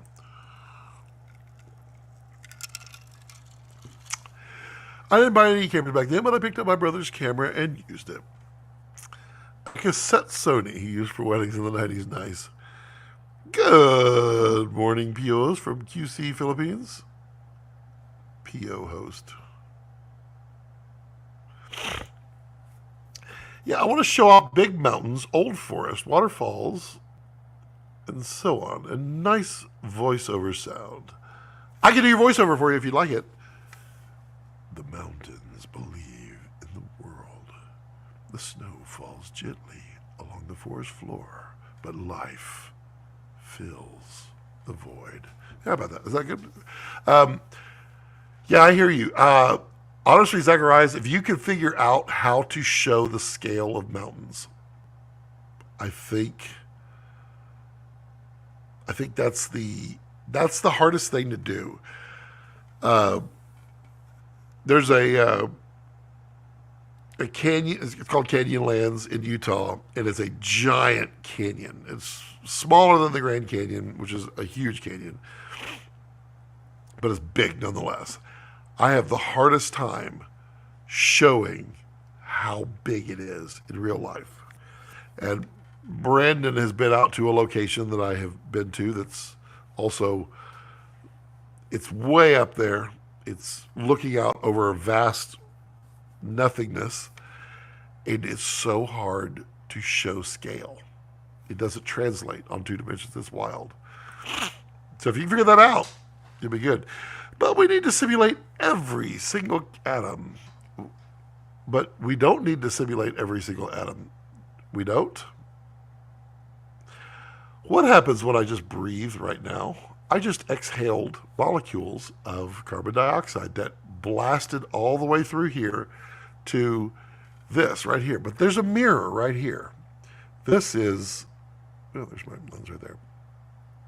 I'm looking through a teleprompter with an iPad sitting right here, down, so I can look directly at you. As I exhale, all of that affects how this image looks. As my dog farts behind me and clears the freaking room, which he does, that changes the room. When I was enjoying my prop that I burned and created atmosphere in this room, all of that affected. So we do need to consider every single atom if we are going to run an effective simulation. Otherwise, we would know we're in a simulation.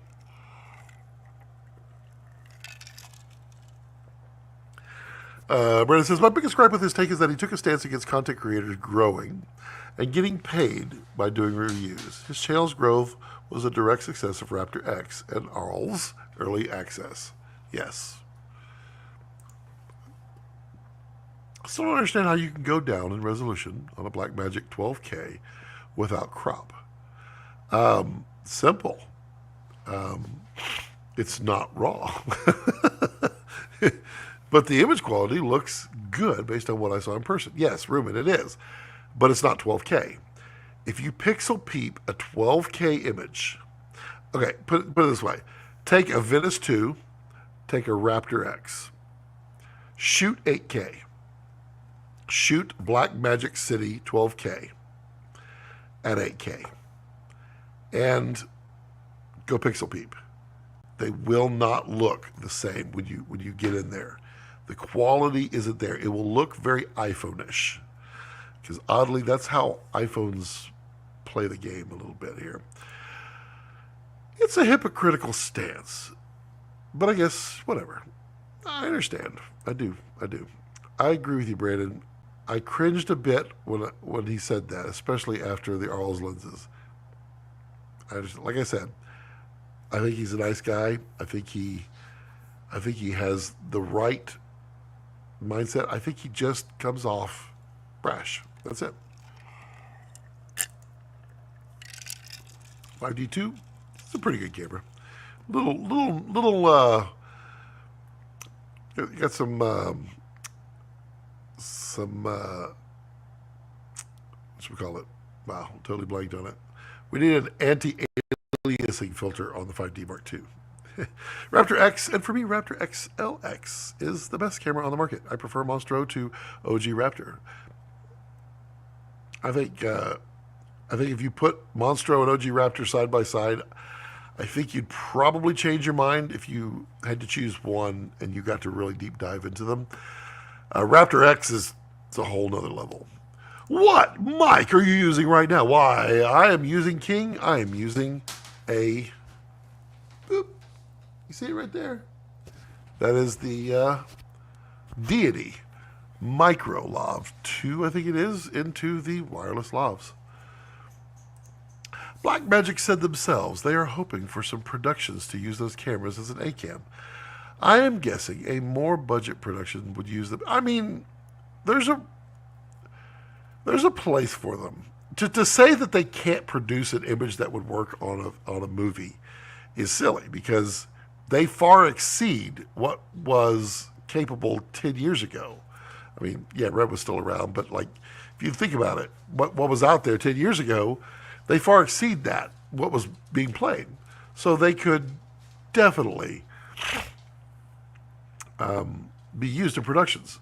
It's just a question of how friendly are they and what do the DPs and directors have a problem with. Yeah. Moonhouse 5D Mark II Magic Lantern was used for Mad Max Fury Road. I missed the DSLR revolution. I didn't know that one.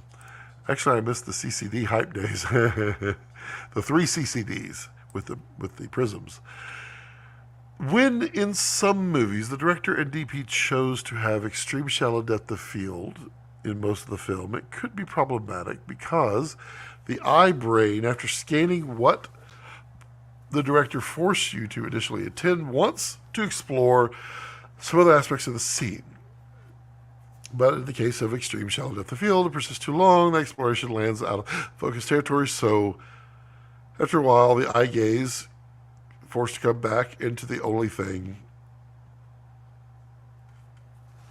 in focus, and that could be annoying sometimes, making your sight feel like it has a lack of freedom or that the scene is getting beyond boring. Yep, bottom up, extreme shallow field. The director, which totally control, which is the focus. Yep.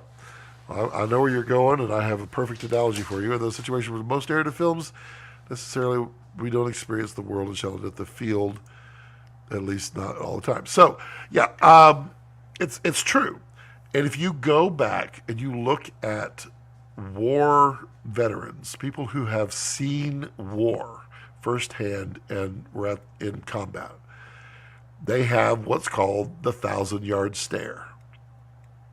And that is, you are in a situation so long where the danger, the reason that you need to survive means that I need to look out 1,000 yards out there for someone that's trying to cause harm.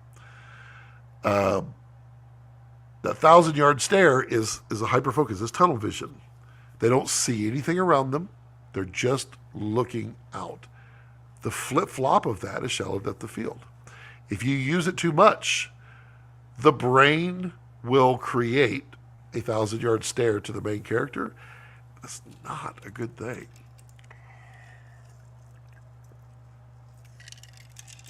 But if we are in a simulation, atoms don't need to exist. We believe something happens in a video game, you might hit a wall, but that wall doesn't physically exist. Wrong.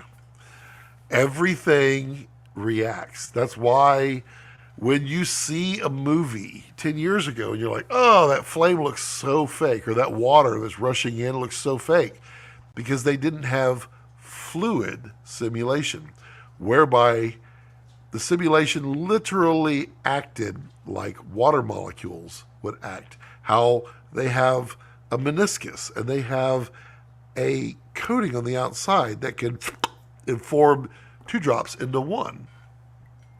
All of that is with, what was that? Okay, well, thank you.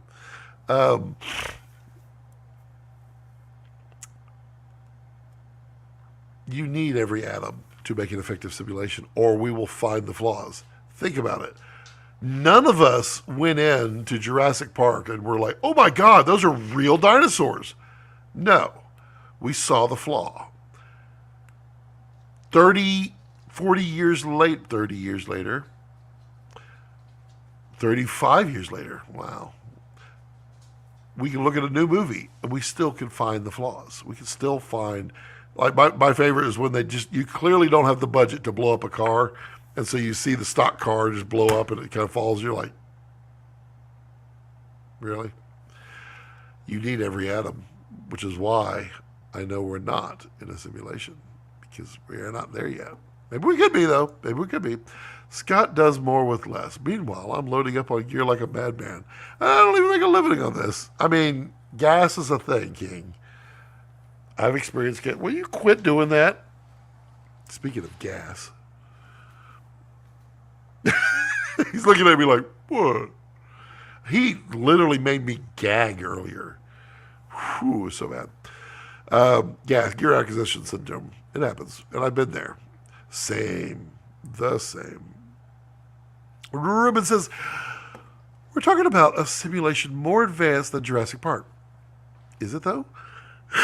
Because, Ruben, in order for the simulation to exist, now it had to exist for Jurassic Park. Which would mean that all the simulations that we've had since I was born, which was a long, long time ago, had to have existed a long, long time ago.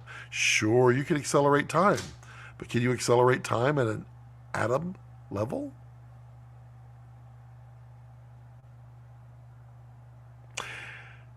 Inquiring minds want to know. Believe it or not? All right, folks. Guess who's had 2 glasses of wine? Yep.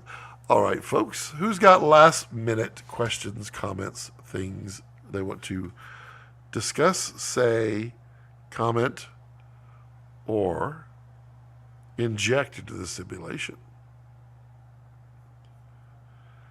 If you're going to have a simulation, wouldn't it be easier if you didn't allow the internet to exist in your simulation?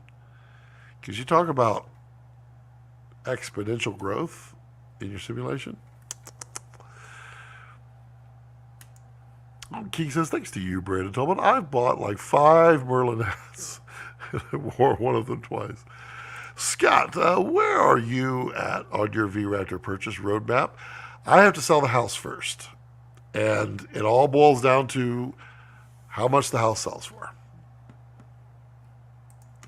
I'm okay with that, King. And what lens set did you decide on? Arls, like that one dude? I have not tested the Arls yet. I need to test them. Right now, my lens set is the Nisi Athenas is my focus on set to get. Although I do have the 65 IREX, which I'm really liking. And that's a good set. It's starting to fill out now. You are going in a different direction here. We can chat more about it at another time. Can we, Rumen? Can we chat about it at another time? Or is it literally right now in a new file that's been opened? Scott, don't sell the house just to buy a camera. No, believe me, I'm not selling the house to buy a camera. I'm selling the house to move to Alaska.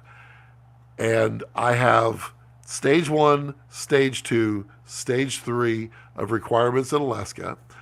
I have, on top of that, I have small, medium, and large goals for each of the stages. Stage 3, medium, and large include a Raptor X. So what that means is if I get enough on the sale of the house that I can make it down that list of things that I want to do, then I can get my Raptor X faster. I heard you say Nisi, but that's a weird way to pronounce Taquina Vista. Well, King, don't get me wrong. Taquina Vistas are the king. But I just don't have that money. If I have $35,000, I'm buying a Raptor X and a set of Athena Primes. I mean, it's just the way it is. Doodaloo, doodaloo, doodaloo. That's just the way it is. Ruben says, I don't actually believe we're in a simulation. Ruben, isn't that what you would exactly say if you were in a simulation? Zacharias. I say good night now. It's late in Sweden. Good evening to you. Take my penicillin. Then it's to bed. Have a continued pleasant evening. Have a nice, wonderful evening. Wow, Alaska. I'm going to be moving to the Netherlands probably. Yes, Ruben, if you didn't catch 2 weeks ago, I had Cynthia on, my wife, and we broke the news that we are moving to Alaska. Scott, selling a house for a camera is commitment. Strange Nobel Prize on Physics this year, Scott. They gave it to a scientist who developed deep learning tools used in AI. That's cool, but it's not physics. It's more a development. Computer science, engineering, and math. Physics has to do with theories around fundamentals, mechanisms of reality, atoms, waves, particles, energy fields, space-time. More than engineering tools.